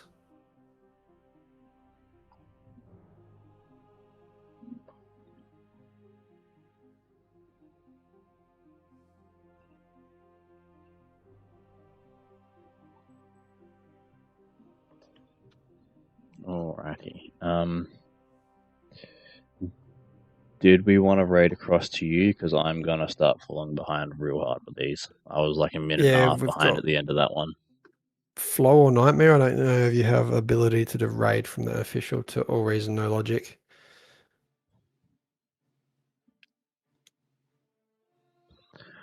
Alright, so we're doing 61, is it? Let me start up here. Yeah.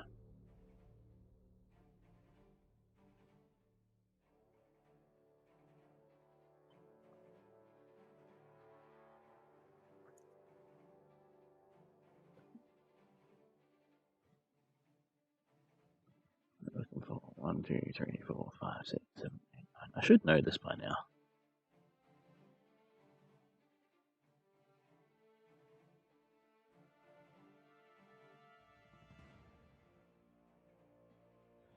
Okay, we're going for 9 new commanders. 1, 2, 3, 4 leftovers from last game that we can swap out if we need to. Where did Scarf go? I gave them a bonus straight away. Oh, you're kidding me. They've had to leave.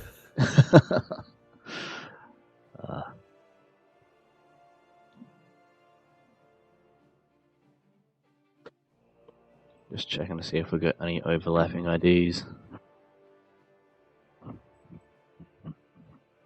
Not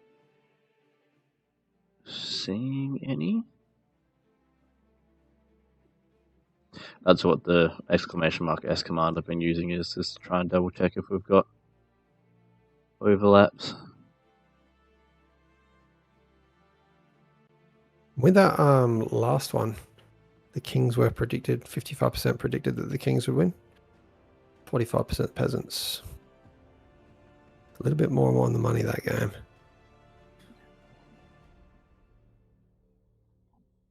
Where is Scarf? I feel bad.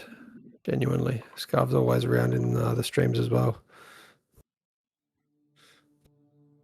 So for this one with defenses, you basically can't shoot past where the color changes on the rings.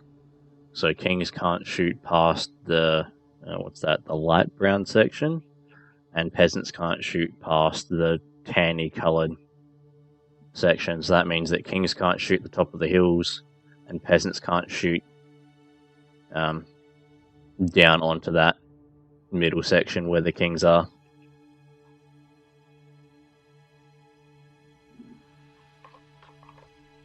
Welcome everyone from the other stream, the official stream. We do apologise. Tom's slightly behind on the EU servers ever since the November update. I think it was November, October, who knows. Late last year, I went from being able to play and keep up to not keeping up at all. Which is a little unfortunate, because doing a major PC upgrade isn't really in the cards for budgets, but that's alright. We do what we can. I'm going to start speccing people to get this going. Does anyone else want to be king? Last chances. Otherwise, those few players from the last game. We've got Platinum Blonde, Rosie, Maxi, and lots of different letters. Puerubititum. There we go. Watch behind's in there. And bonus.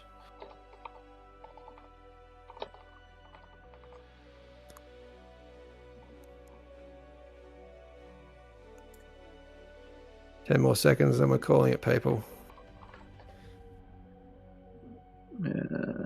Yep, we have bonuses up on the top. All right. Thank you for dropping out those couple players that just did. And we'll remove your bonuses now.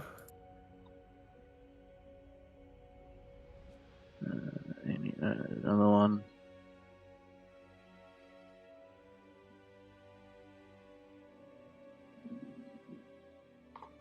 All right, we got the 9. Oh, hang on. We just saw people that were... Yeah, there's too many that have left. One more king. One more king, please.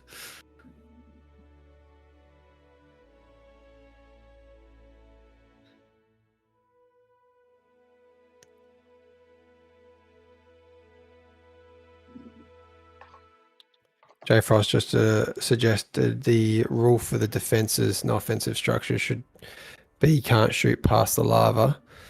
The area is already marked for every map until the lava recedes, but I get what you mean. It's the low points.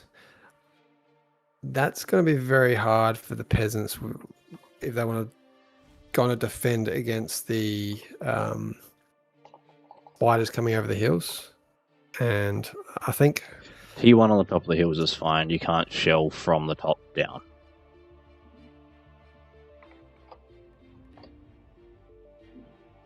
That way you can defend the top of your hills, but you can't use it as a staging ground to be offensive with stuff.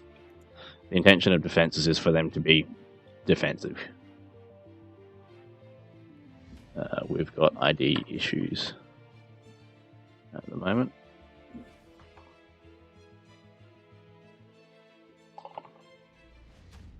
All right, we've had a redeemed poll that's going to last for 1 minute.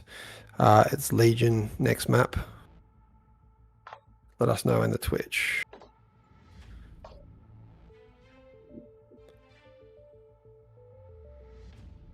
Might even turn it on this map if you get in the votes in time.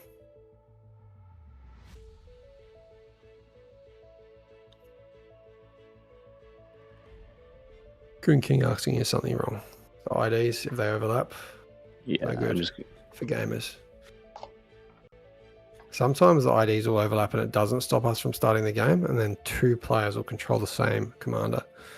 We try and catch it every game, but with this many people and the fun of going through 100-odd names to try and work out if they overlap, and they don't necessarily go up in ascending order either, which gets fun. Yeah. Thanks for the follow, guys. I miss you guys probably, but Tetris, there was a couple others, I think.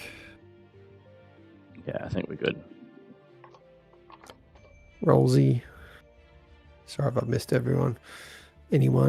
And will we do Legion next map? 63% of the vote said yes.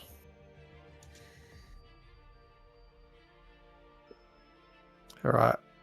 Been wrong. Tyke Tom will be the one that force starts this once we get there. Rosie, the big Z's over their name. I hope they're actually there. I am sorry, Captain, but we're trying to get going. Cool, they are there.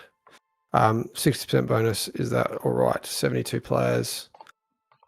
I think so, considering 65 bonus 60 in will previous comfortably week. get you a fusion and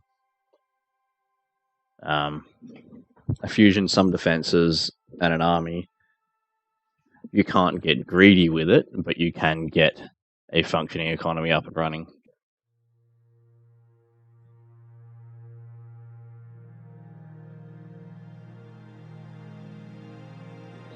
I think we should have everything sorted. Oh no, I've just seen comment troll needs a bonus. Did we miss one? Please don't tell me we missed one. There were some last minute changes. Oh no, Troll's got a bonus. Yeah, I was going to What are you talking say, about? I did see that and gave one to him. Ah, cool. Lucky Tom's on the ball. I'm just here eyeing off the apple strudel that I'm going to eat after the stream. Welcome, Commander. I haven't updated the scoreboard. Can't forget that. We got 1 apiece tonight. Taking the totals. Kings back ahead for this month.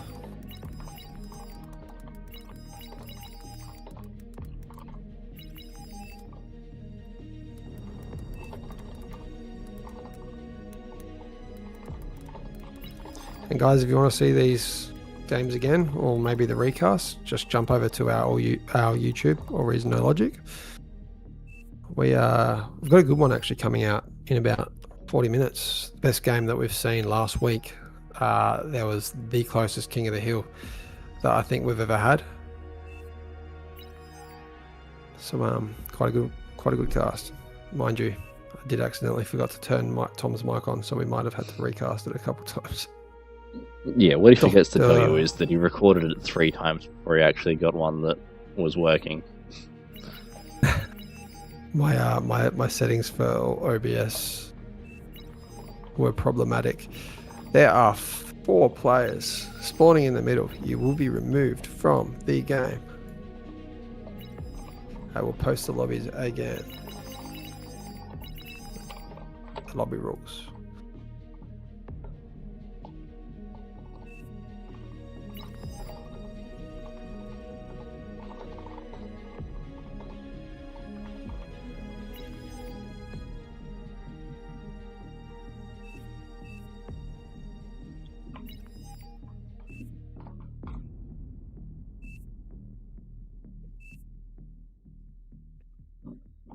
So just said in the chat there, don't build offensive structures. We'll have to sadly kick you for 15 minutes.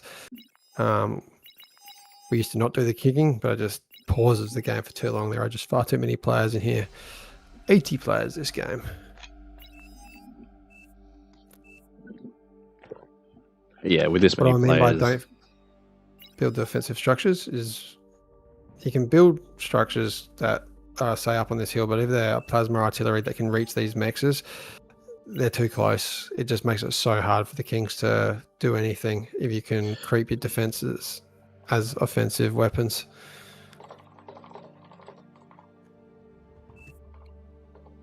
Okay, how are we looking for loading in? I'm not seeing any red dots for once. Not one. That tells me a 4-star is on the cards.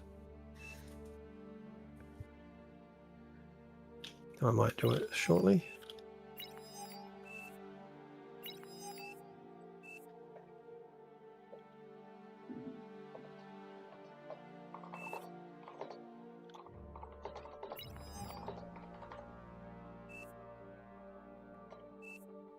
Battle started. Welcome to Raptor Crater, modified for King of the Hill lava around the Kings, who are starting in the middle of the map with a 60 to 61% bonus. We weren't too accurate with those tonight. With Watch Behind in the middle as the head eco king, gonna get as much eco, a massive economy, and hopefully we see some T3. They are Cortex, so we're going to be seeing demons. Maybe we'll be seeing juggernauts and behemoths if this game goes for long enough. They are surrounded by a number of very powerful commanders. We've got some that we see every week here. We've got some we don't see so often around them. 71 peasants on the red team. These peasants, some of them are going to be ecoing up in these corners. You want to see some commie eco, like we're seeing already on that bottom left. Jellio going into T2 lab after just 1 minute and nowhere near bottoming out on metal. So build power, the only thing that's going to be needed to get that up online. Top left, 3 commanders going out alone. That's what you don't want to see. Put all your economy towards 1 player so you can get T2. Same goes top right. So maybe the Kings are going to have it a little bit easier They're not going to have those big economies. We want to see those corners come online in a big way. If either A, their lanes are falling, any of the peasants that are closest to them, so that divide the map into 4 through there like that. Ignore the scattered lines. If any of those lanes break, these guys should come online. Or 2, build up until you're confident you've got enough units that you can go and push those kings. All these commanders spawning in front of one of these ramps. Your job, get a little bit of pork up there, stop any other lakes. And it's worth remembering for players, your defenses are basically only early warning systems. They're not going to hold back whatever army is coming. They're only supposed to slow them down long enough that you can get your units there to stop them. That brings us to introducing those players starting up on these hills, and then a varied amount of commanders around the rest of the map. Your job, come the 6 or 7 minute of the no rush, go into units. Units win this game, and we have seen only sadly a handful of times like 20-30 players just going into T1 units, building them up, and almost every one of those times the peasants have won this in the first 10 minutes after the no rush because they just overwhelm the kings. You can almost guarantee that not every single king will be fully prepared in every single section. They might have some defenses on one ramp but not quite on the other. They might have only started building units at like 9.5 minutes, so they've got a couple of things but not enough to respond to both of their ramps. So if you can have a dedicated push from kind of most quadrants on the map, the kings can only respond to so much at once.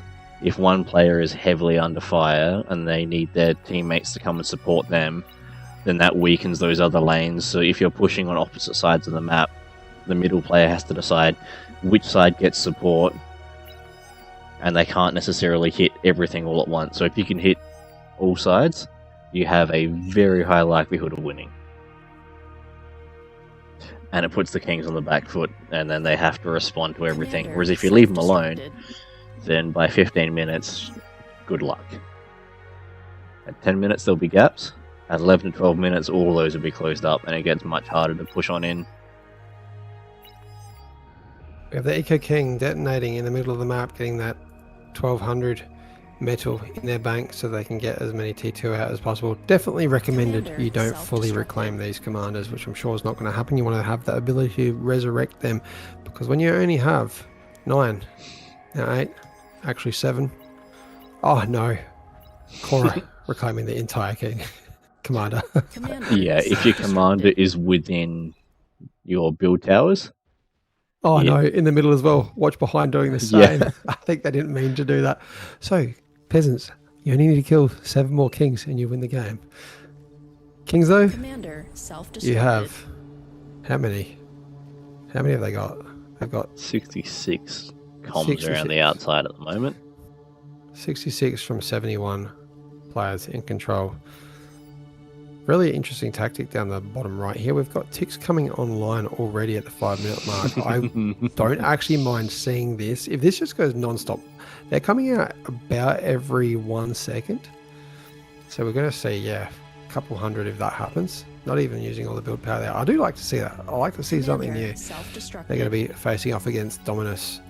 Dominus, who actually stars in tonight's release of one of the best games in this same position. They've got 6 or 7 ticks per 10 seconds coming out, which, given 5 minutes, are going to build up nicely. The Kings, let's just assess each of their bases.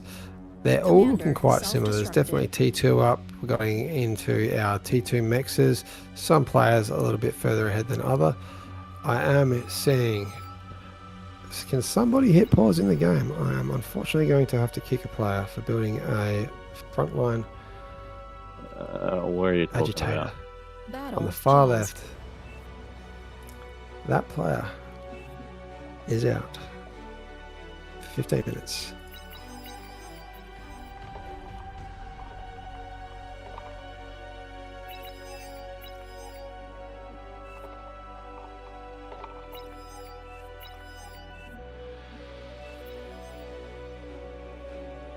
We'll have to Right, that unpause so they player- can remove it.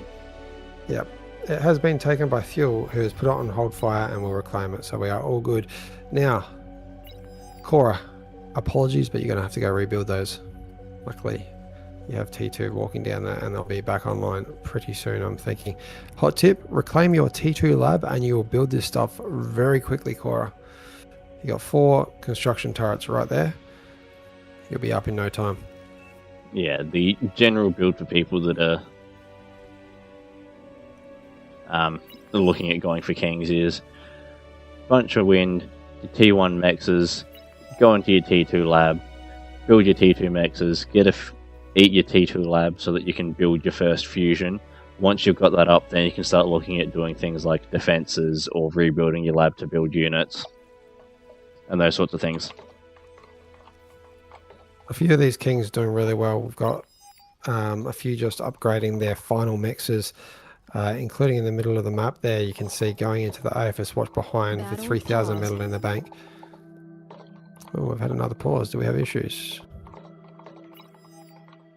Avalon's pausing the game. Top left. Is there a reason? I don't know. That's not a Battle reason resumed. to pause. Sorry, guys.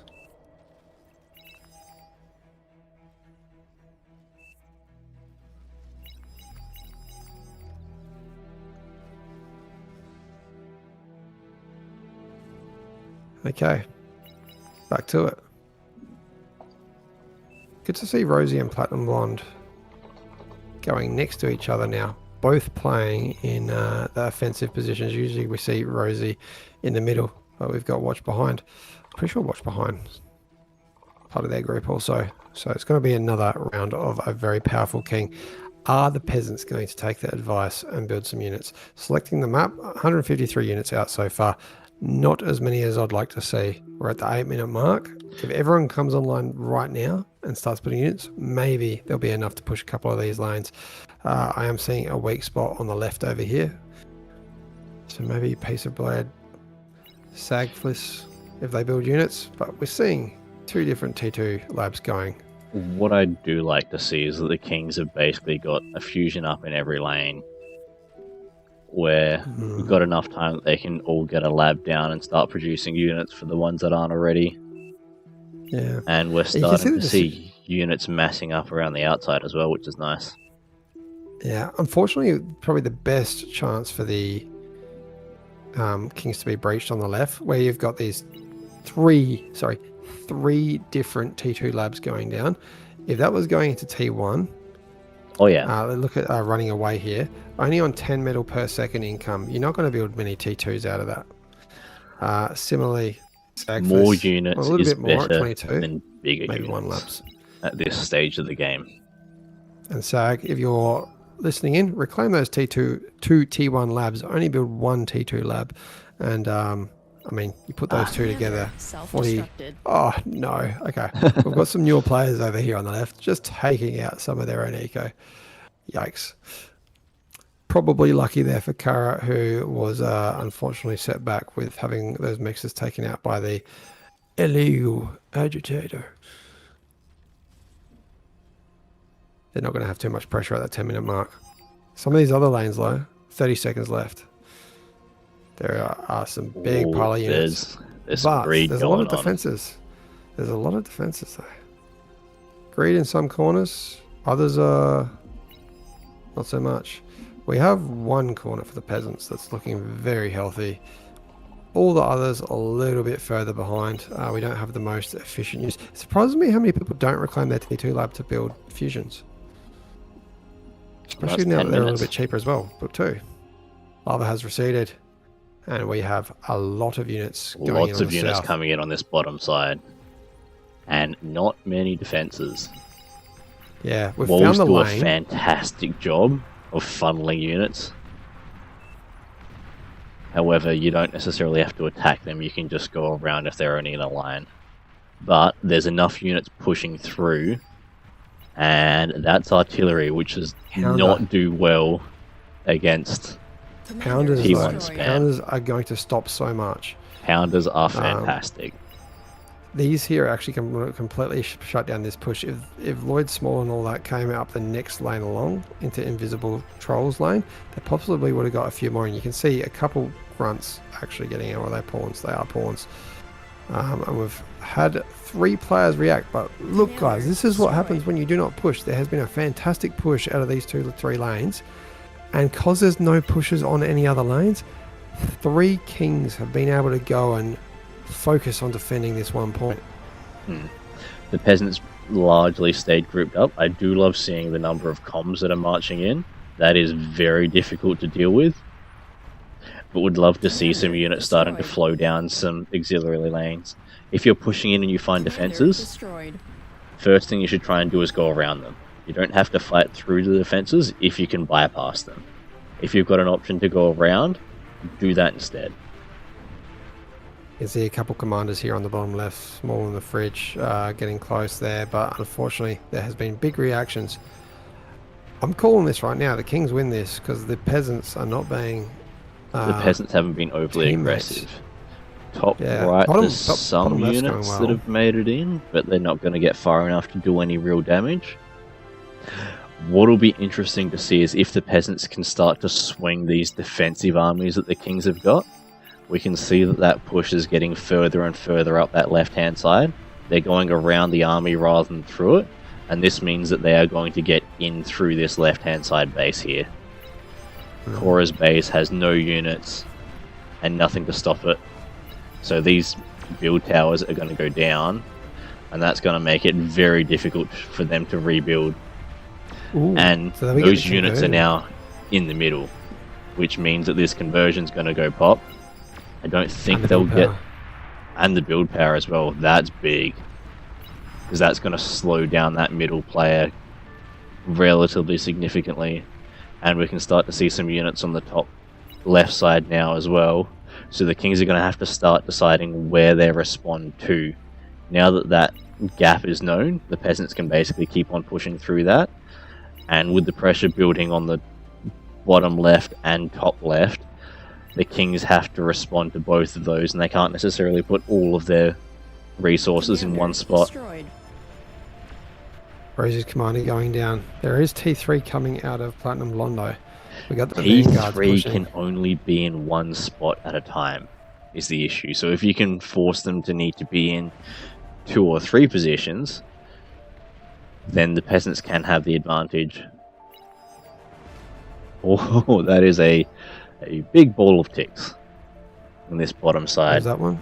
Oh yeah. Would love to see this bypassing these defenses. Oh, that'll be Because so they- good. Like, There There's is no a team on path that they defenses can there. take.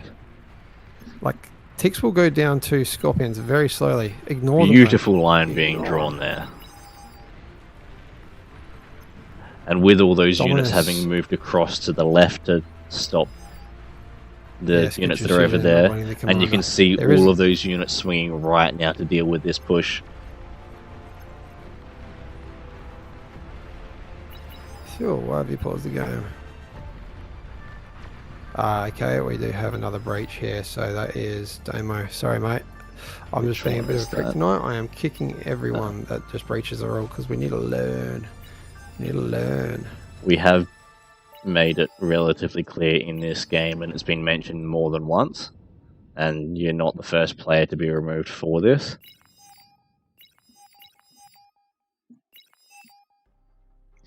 And the easiest lever we have is to remove the player and let someone else take it. And All right, you can resume, guys. Fuel has taken and will reclaim.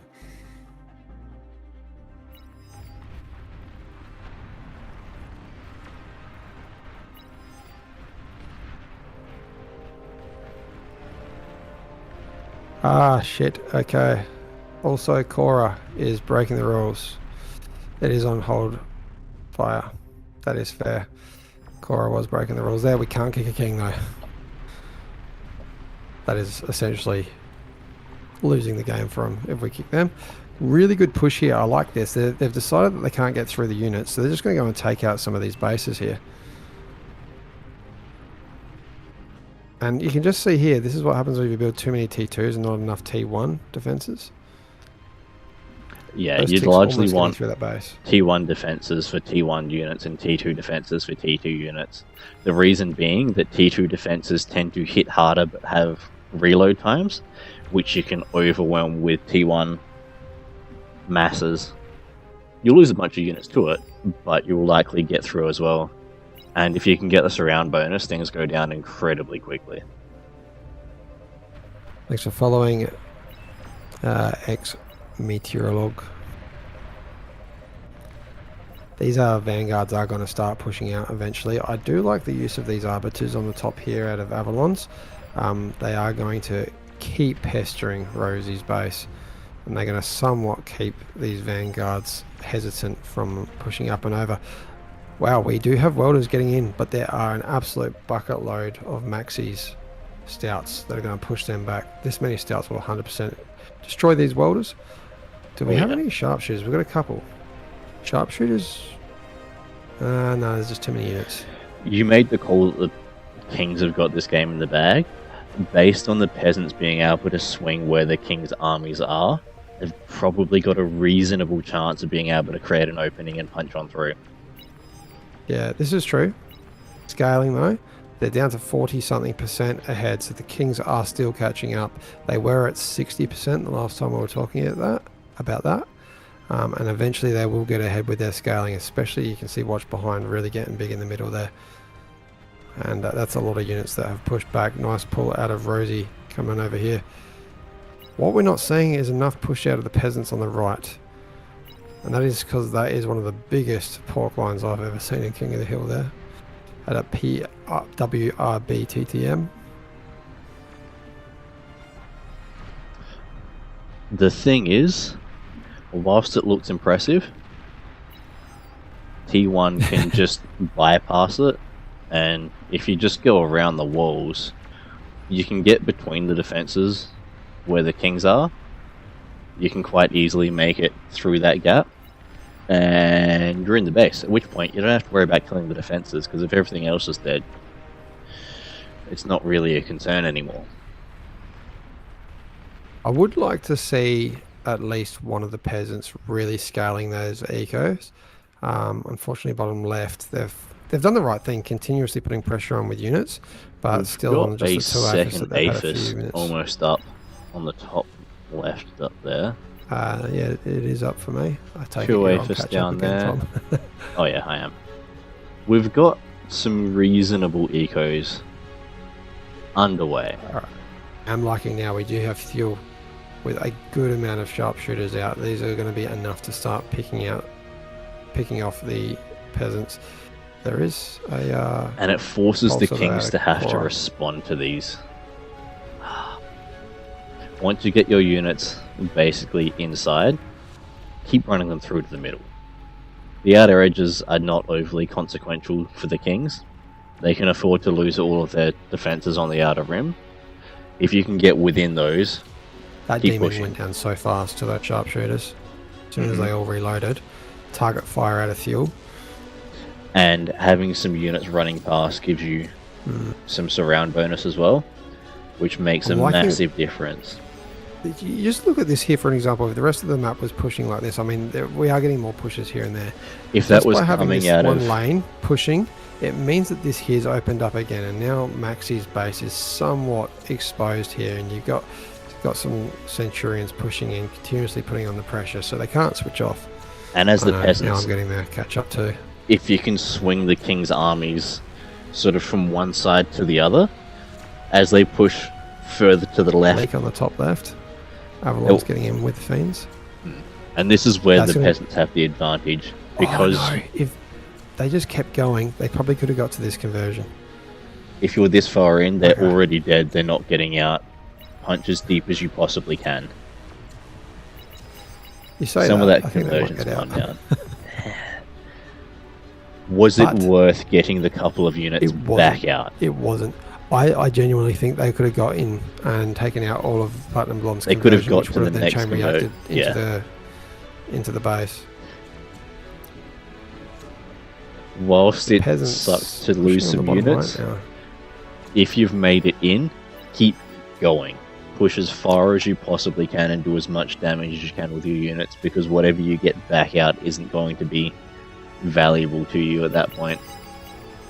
Oodles with a couple mammoths on the bottom left there, going with his commander as well. We've also got arbiters following, so both this and Dominus's base being picked off slowly. Actually, we might see some leaks. There is a Razorback though and the commander, so that's probably going to push them back a bit. Do like seeing that we're now starting to get some units coming out of the other quadrants from the peasants, and if you can have all 4 quadrants pushing into the kings, providing pressure, you will find those gaps. Surely. Yes. Oh, this is a hole now. And this if that comm goes boom, that's a big hole that's going to open up there. That is big. Now, Oodle sends their commander straight in. That could be big. And I really like, I have to say, whoever that was, they had T1 Wolverines pushing in, taking out all the beamers. That was really nice to keep T1 still in the mix.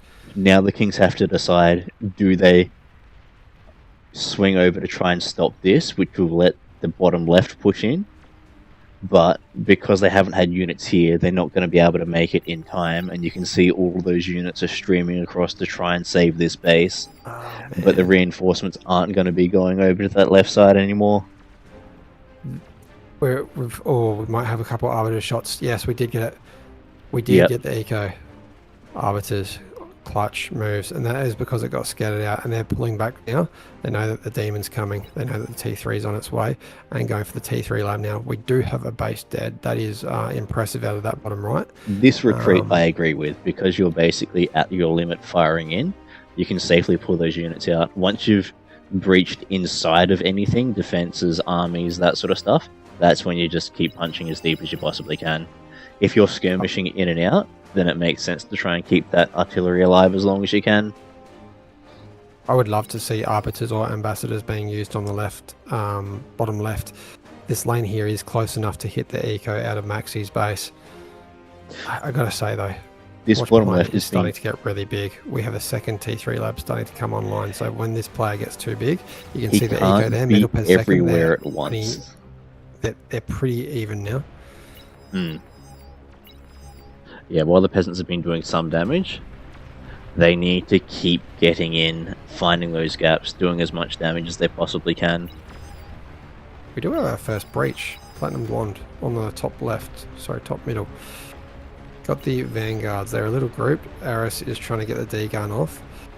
Single Fiend getting in here as well. And that'll just provide vision for those kings to be able to see what's actually going on up there. When you do micro these units to come and harass, you really want to... taking them in has actually just scared everything back. And now this commander's... I mean, they might get a D-gun if they were to shoot over the edge. But that commander, if they D-gun, it's going to be shot pretty damn quickly. Yeah, your commanders are basically a one-and-done kind of unit. Once they're seen, they tend not to get many auxiliary shots off. It wasn't worth trying to D-gun. You've now lost your comm. Rosie building up the Razorbacks there, but under a lot of pressure still.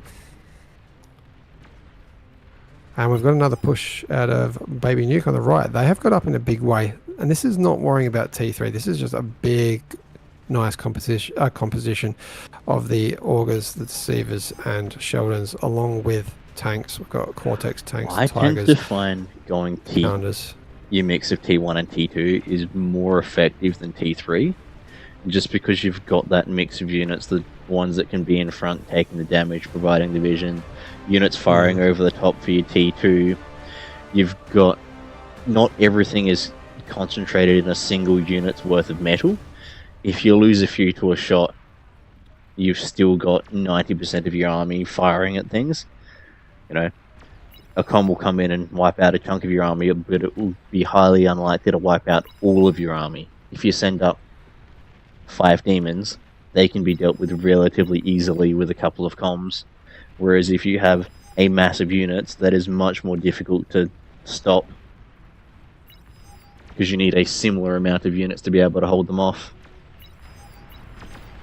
Oh, Astia, unfortunately going down after dancing around all those Sheldon shots. Baby Nuke just being careful not to lose that army there, keeping it at a good distance. I'm seeing Rosie building up in big numbers, so that top left corner needs to really watch out. We've lost a lot of the pressure out of the bottom right, and that's partly because PRWR has pushed out with these Razorbacks, so the reaction had to start wrapping around there. Unfortunately, no cloaking out of that commander. Old Man Gaming, the same, no cloaking. You really need to cloak your comms, guys. And very luckily, not being microed that Razorback, and that goes down. That is a devastating loss to that wind farm there. Good D-gun. I have to say, APHIS on the front line for Cora. If the peasants saw this, like an arbiter sitting on the hill there, do the peasants see this? Like Platinum Blonde Okay, and that's and very Seiji, aggressive. They need to build like one arbiter, and they're going to kill that entire front base. I just got to go player view. Do they see it? Has it been seen? No, they can't see it. It's one of those blue dots though. Yeah, Huge that's push now out of the middle. Demons like crazy. and this is where the challenge really starts to ramp up for the peasants. Once the kings start getting out and wiping bases, you're basically on the clock. That's where these corners need to be able to find those gaps and punch one in. If they can, if the peasants were able to get in and wipe another base, you would see a very quick swing where it suddenly goes from kings pushing out and dealing damage to retreating and trying to keep bases alive. This is where this is the point in time right now where we're talking about those corner ecos. So down in this big eco corner on the bottom left, they need to come online, and they got to get a composition that's going to stop the demons and grunt combination. They need to get out a whole bunch of sharpshooters. The corners Something need to long produce range. the firepower. You want the players in front of them producing the T1 to keep things busy. This is going to be So- devastating. Fuel has 2 AFSs and almost a third. Hopefully this king wraps north, because if they wrap south, that's going to be dead eco, unfortunately, for Fuel. Yeah, and that's going to make it rough.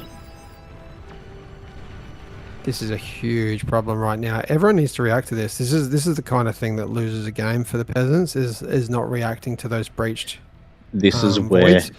if you have a comm, you throw them away to stop the push. If you can get a couple of D-guns off, and suddenly you go from having to deal with, 5 demons all at once, to dealing with them one at a time as they come in, it gets much easier to deal with one demon than trying to stop this wave of fire pushing through. The fridge, unfortunately, AFK. Comms are standing there, and that's going to go down pretty quickly. And that is the last comm nearby, actually. Seji's got one.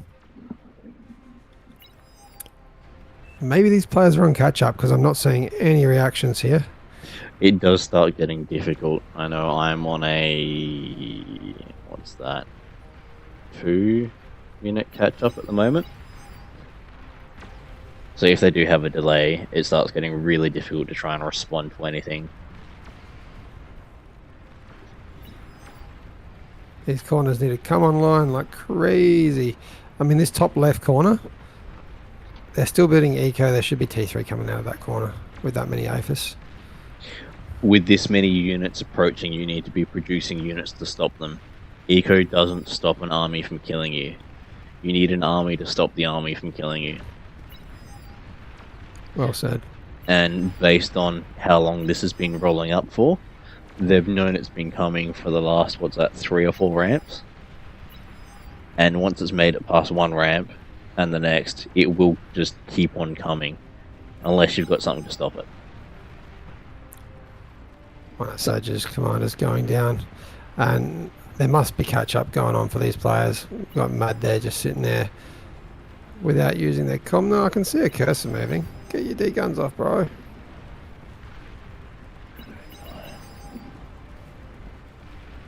Oh no. Damn. That was not well done. We got 2 more commanders up this hill. You guys need to react. You need to react. It surprises me, but I suppose that's the fun of King of the Hill. Called it. King's gonna win it. Peasants not quite aggressive enough. We did see a bit of action on that bottom right. They almost got in. Same with the bottom left. He got And close. look at that. There's demons. This amount of demons, the 6 demons, it's now 5, they should not be able to do that much damage to this many commanders. There's just no reactions. I'm hoping that it's just a result of a slower server. And you can see now T3 finally being reacted out of is this freak in the top left? Fregonia. He took too long. Sharpshooter's a good choice out of this player up here. Actually, sorry, that was Fricks as well. They will take out these demons, but now you're the last player here, so you're going to have to be building units for the rest of the game. We do have a Titan coming up this way as well. Once that Titan peers over the edge, if we get a Vanguards up here, problem. And the thing is, when you're basically fighting from the very back of that corner rather than having those couple of layers of players in front of you, it starts getting much more difficult. This is a big problem as well. The Kings are now 50% ahead on eco, and it's only the 26-minute mark. The peasants have not scaled in a massive way. I mean, bottom right does have a lot of APHIS.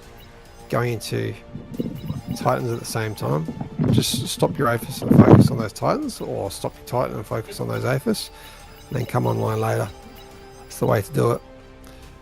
There is an alright eco on the top right, but too much is coming now. With this entire left, or top left, lost, I think that's going to mean there's too much power out of Rosie and Platinum Blonde not having to defend. Everything they're going to be doing is now offensive. Oh, excuse the lag. There we go. That Titan doing just what I suggested, standing on those edges there and trying to see the AFS. Did not see it though. Sharpshooter's doing work. Every shot taking off about 5%.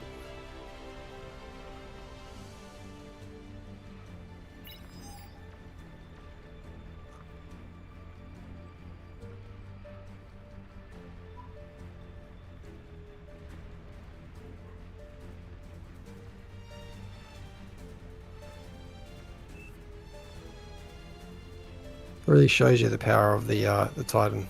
Having to turn around once again, not committing with those units. Either attack or don't. Don't start to attack and then go back.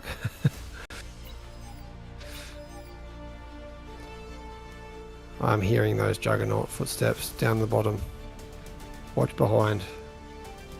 This is a bit of deja vu. Huge ecos in the middle of the map. These guys are massive.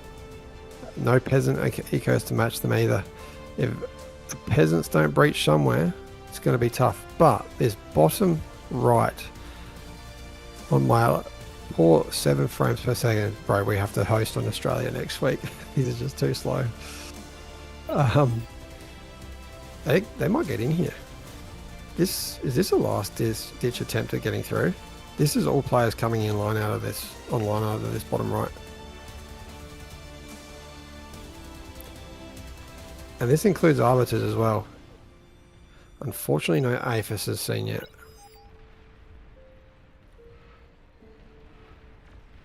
LLTs might actually be the saviour. But we are in. Have I still got you, Tom? I'm guessing you're massively on catch-up.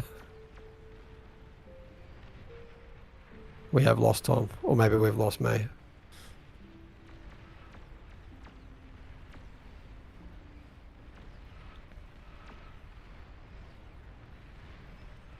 Converters down in the middle. APHISs have been scouted. If they get in here, this could be an absolute change. I was convinced. I was absolutely convinced.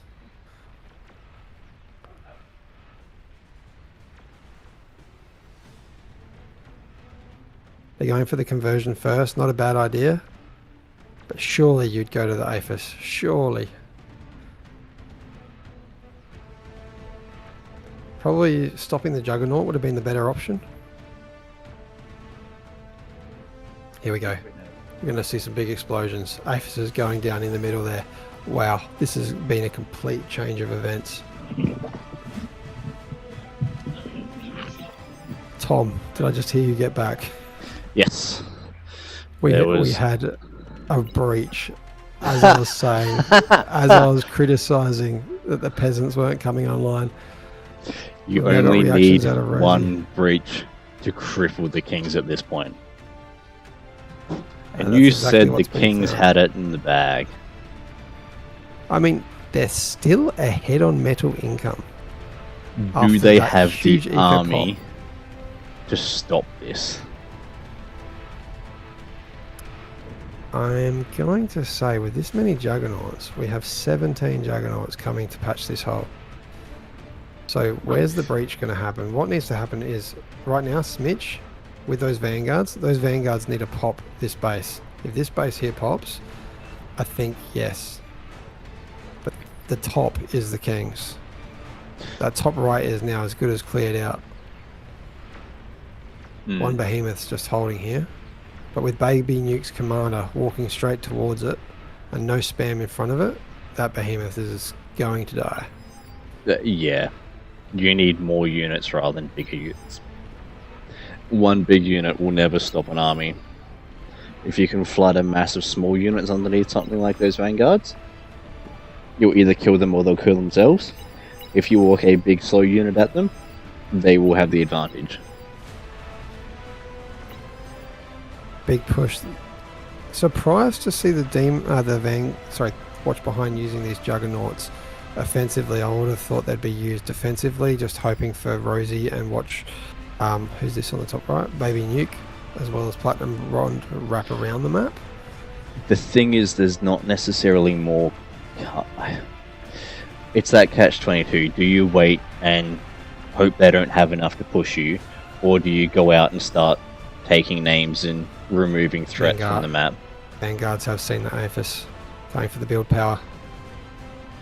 So and that is enough of a gap. They should be able to get small units through. Once you have ticks hugging ecos, things like those artillery defensive structures, persecutors, will kill your own stuff just as easily as it kills the enemy. And I would love to see those ticks flowing through to those middle economies. The peasants do need a little bit of foresight here. So Thiel's doing a really good job of defending on the left. Absolutely dominant job. You can see some D guns there. 3 D guns, that's amazing. On the right, we need all these players over here. I would love to see some units flowing in behind the jugs. Because you can see they're basically in a line there. Once that line swings towards the bottom again, that will open up this right-hand side for units to flow through. Because other than the jugs, there isn't really anything there to hold that gap. And this is what I was saying. What we need to see is some commanders in the middle to take out these. As soon as all these jugs get killed. If the peasants start marching the leftover commanders in and clearing what they can. Oh. This one Titan from Smitch is going to see this AFIS. And that's another boom. Unfortunately not being microed. So important to micro your units. That's one of the advantages that peasants have, is that there's more people so you can split the unit micro. Still, it's firing at it now. Hopefully the next laser shot will take it out. And welcome to the stream, Prater. There you go, gets it. How was work, mate? Not finished, but I've run out of brain power. I've been working on the same thing for the past 5 days straight, so... We essentially have half the map. Peasants left. The south versus the Kings.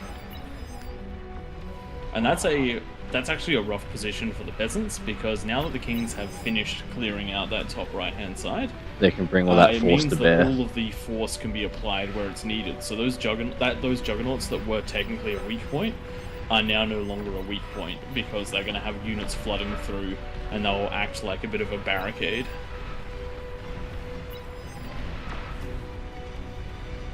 I cannot wait to upgrade my PC so I get a few more frames per second on these huge battles. Trust me, I'm watching from the stream, so... Yeah. What do you mean you don't want to try and catch up? Yep. We do have a lot of vanguards slowly taking these apart, but really, with these, what is that, 10 juggernauts on the dot, it's going to be hard to get through. And right now we have Platinum Blonde with a bazillion vanguards pushing around that side of the map. Really, this bottom right corner needs to stop that push whilst these peasants on the left try and work around. Fuel's just got the one Titan to deal with, and then they're going to probably be able to push into Cora's base. And you can see Cora still with these APHIS. They've been spotted, they've been sighted. They're now relatively they safe. Can be hit. They can be hit pretty... No, they can be hit pretty easy with just arbiters. Because they own the space around them, they're not at imminent threat. Yes, you should be able to get something in and deal with that. However, they're probably not the biggest priority. Like, if you can take them out on the way in, by all means. But at this point, you're basically trying to work out how do you get to those top economies, because if anything hits some of that economy, it will all go pop together. I'm going to pick on Rosie on the bottom right, no lab. Currently 17,000 metal and filling in the spot where a lab can be built. This player needs to just be pumping out Titans at this stage of the game. Or is this Rosie as well over here? It is Rosie as well. They've been taken. They've got a second. I take it back. That's cool. You do you. You do you, Rosie. One of the problems that the peasants are not far off facing is that with that mass of T1 and T2 coming around, the Juggernauts will be able to get their offensive on. And when the Juggernauts get their offensive on, so long as they get close enough, that's really good enough because they are walking nukes. Yeah. If the peasants haven't... I don't think the peasants have realised this yet. So there is almost no spam coming out of the middle of the map. There is a lot coming out of Rosie on the left. But if we had a whole bunch of sharpshooters and long-range shots, they're just up against the Razorbacks, which only have the range of 475. So they're going to get taken out by sharpshooters, starlights, a lot of T2 units. And the thing These is, guys if you push a bit harder. If you target the Jugs, they'll actually do a nice hefty chunk to that Razorback line at the same time. And the Jugs at this point are starting to get a little low. Yeah, this one here, just 16% left on it. Few Vanguard shots onto that Juggernaut, and then all the Razorbacks around it are going to be kissing death. And you can see the snipers are there, they're just not engaging. You can just see this many snipers, how quick they take out the... There we go. That's ridiculous. Green King, get them spread out more. 55 sharpshooters can take out... If microed well, that could take out this entire Razorback army. As long as they're not marched straight headfirst into the line of snipers. Does look like pressure's coming on the bottom left side.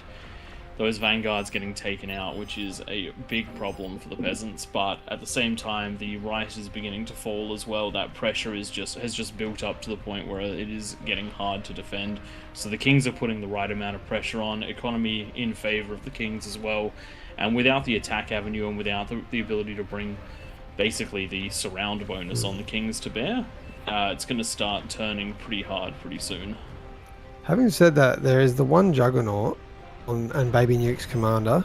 The rest of this is catapults on the right and vanguards. So if you can get enough chunky units amongst this, it's going to go down you quite get easy. some small fast T1 amongst them, they will kill themselves. The answer to T3 artillery is spam. If you get anything underneath them, they will kill it and themselves.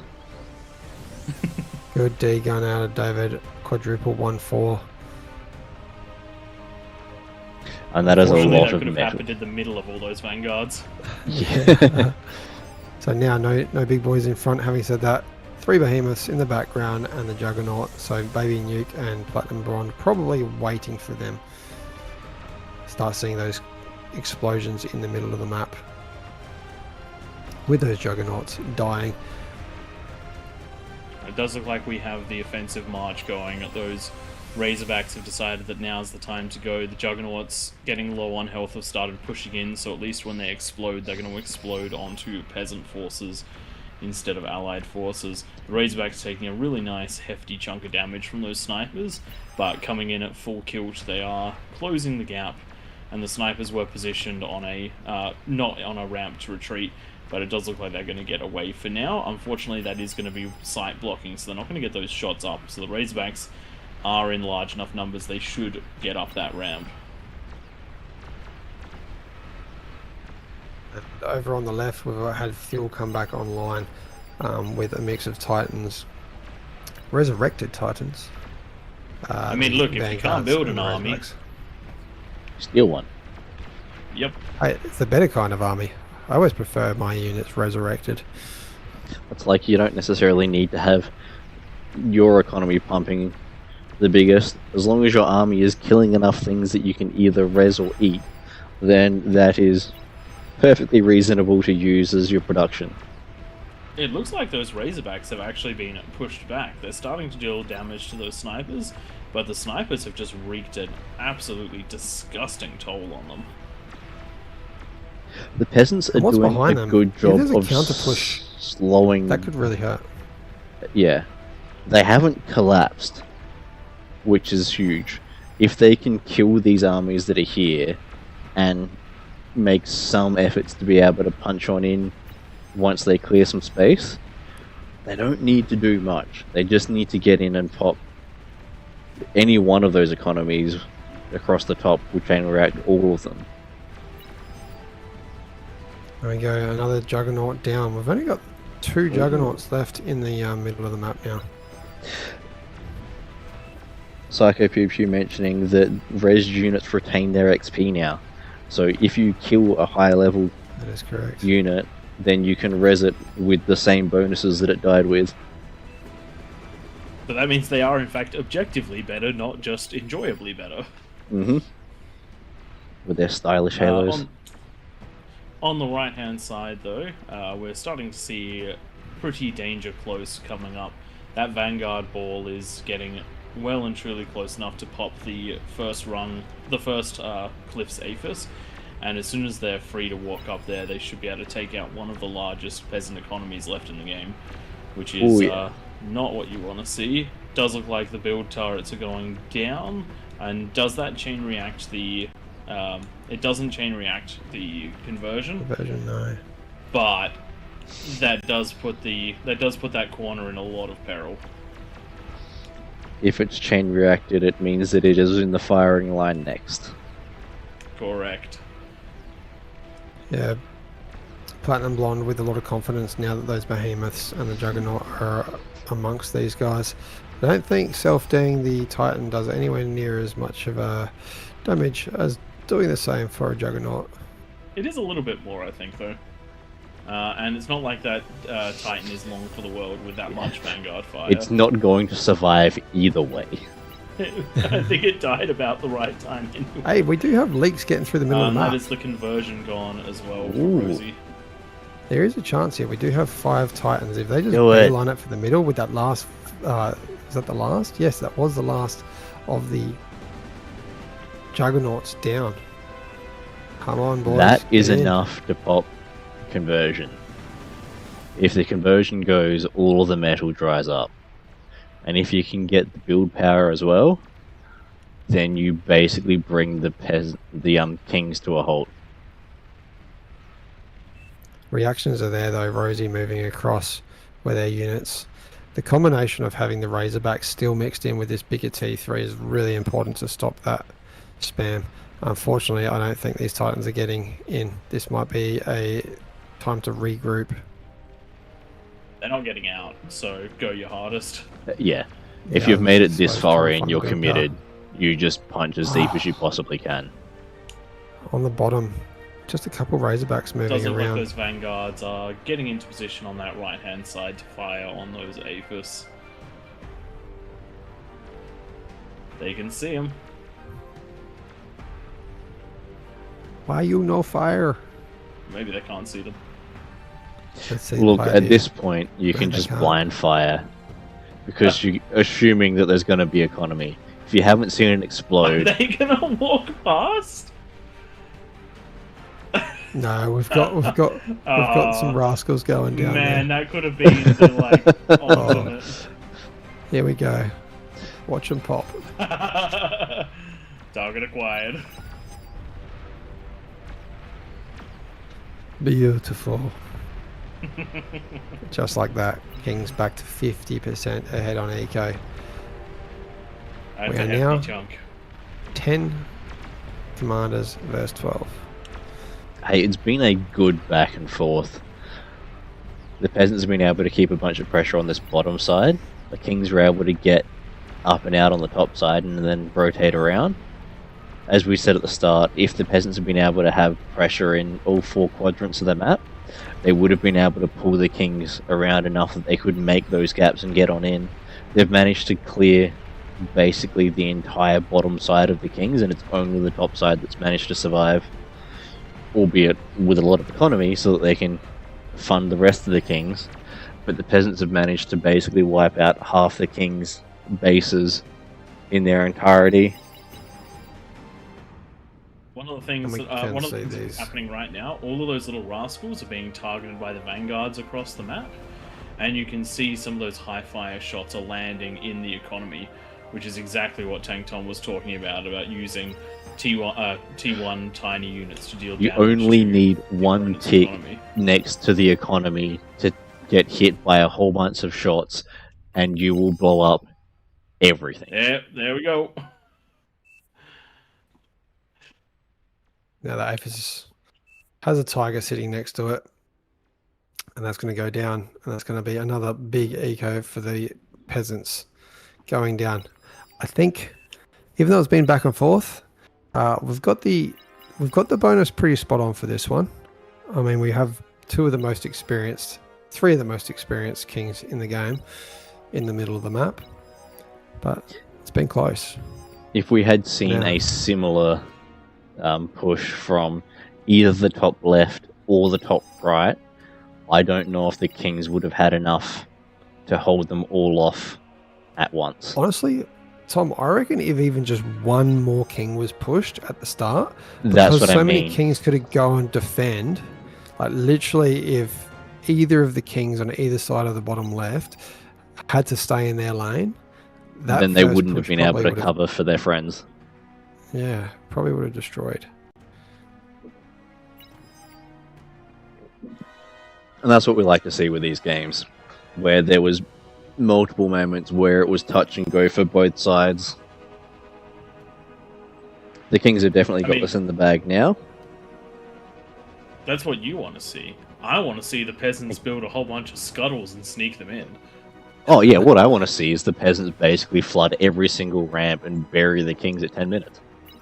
No, right now. I want them. Oh. I want like mass scuttle, and I want them to somehow turn the game around with scuttles. One corner against the world. Oh, if you could. I know, right? There's enough gaps that you can know, probably get one in. I don't know if there's enough time left.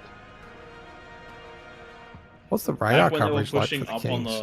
back when they were pushing up on the left-hand side, that counter push time, that would be the perfect time to sneak scuttles in. Because it only takes, I want to say, 2, maybe Bruno, 3. Where are you? We need you back for your insane game-changing plays. The stealth pushes. The Big random props to engineer someone going that through. Impresses playing us with a mines. scuttle play. I haven't seen huge any of the explosion on the south. stealth tanks tonight. It's not uncommon that we see those wreak some havoc. Oh, well, that's big. Finally, fuel has It's fallen just on not the the flavor left. of the week. Goon has Every fallen week on the there's a south. flavor. Last week was Juggernauts. This week kind of felt like Juggernauts again. But we'll see what next week brings as well. I think tonight's theme's been a bit of lag. Lots of players on tonight. I mean, look, we're taxing the game engine. What do you want to happen? No, the key takeaway from tonight was that Twig porked and didn't push, so we lost. I was defending somebody else's lane, not mine. And then the peasants pushed in and we died. Because they were still alive.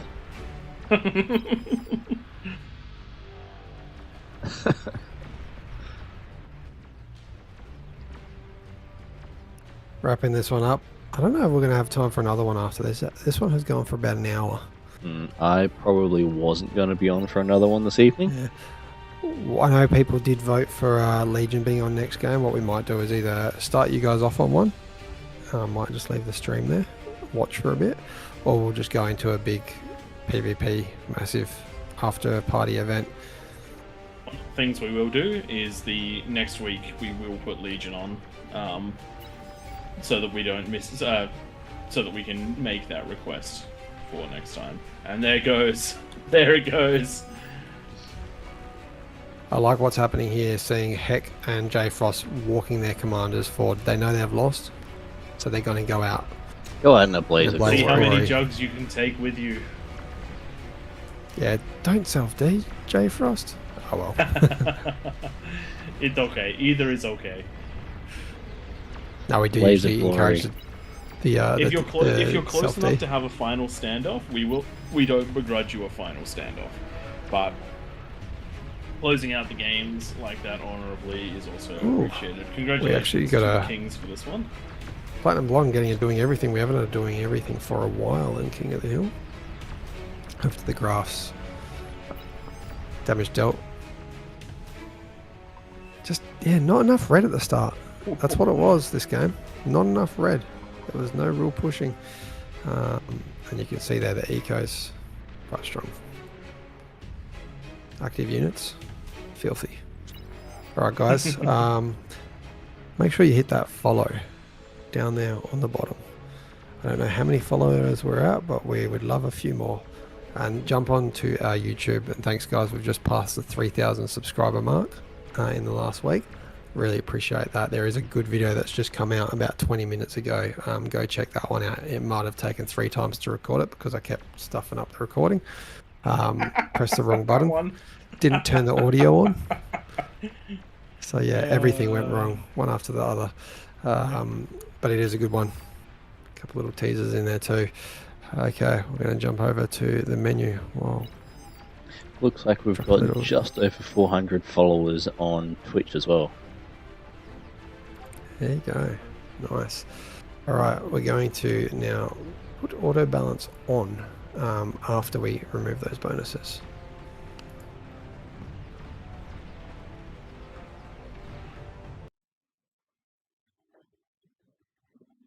Guys, let us know in the chat what you'd like to play, what map. We're going to do a PvP team game. While Would you Twig like 4 sets teams? that one up, even though I've only been here very briefly, I'm going to duck out because I've got more stuff to do because I needed to get that done by the end of the weekend. And it is not done. So I will catch you all next time.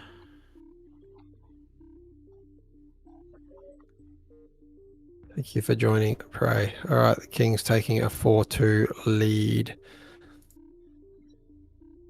for the total count there. That can't be right. There's 2 wins for the Kings tonight. Did I do bad maths? I wasn't even paying attention, so you're at least ahead of wherever I am at. Peasants won how many times tonight? Only once. No, that's right. We've got a 4-2 lead. Kings in advantage. We're going to have to lower these bonuses. Can't be having that. All right. Are all the bonuses off? Please remove your AI eggs. I'll just put the code in to put no AI. That's easier. Yeah.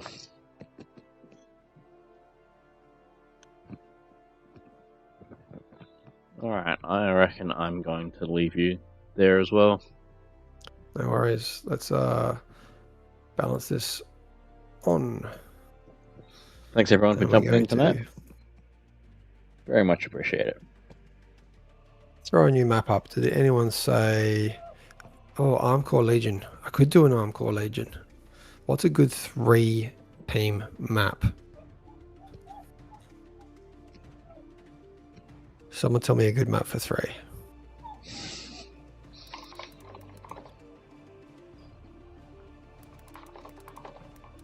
Space Donut, you reckon?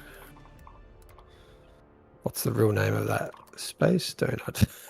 Did not work. I know it's big. There we go.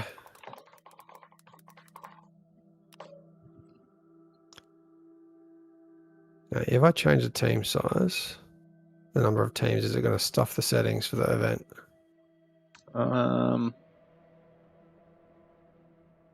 Who knows? Maybe I'll just do arm versus. I'll just leave it open. We'll just do an open game.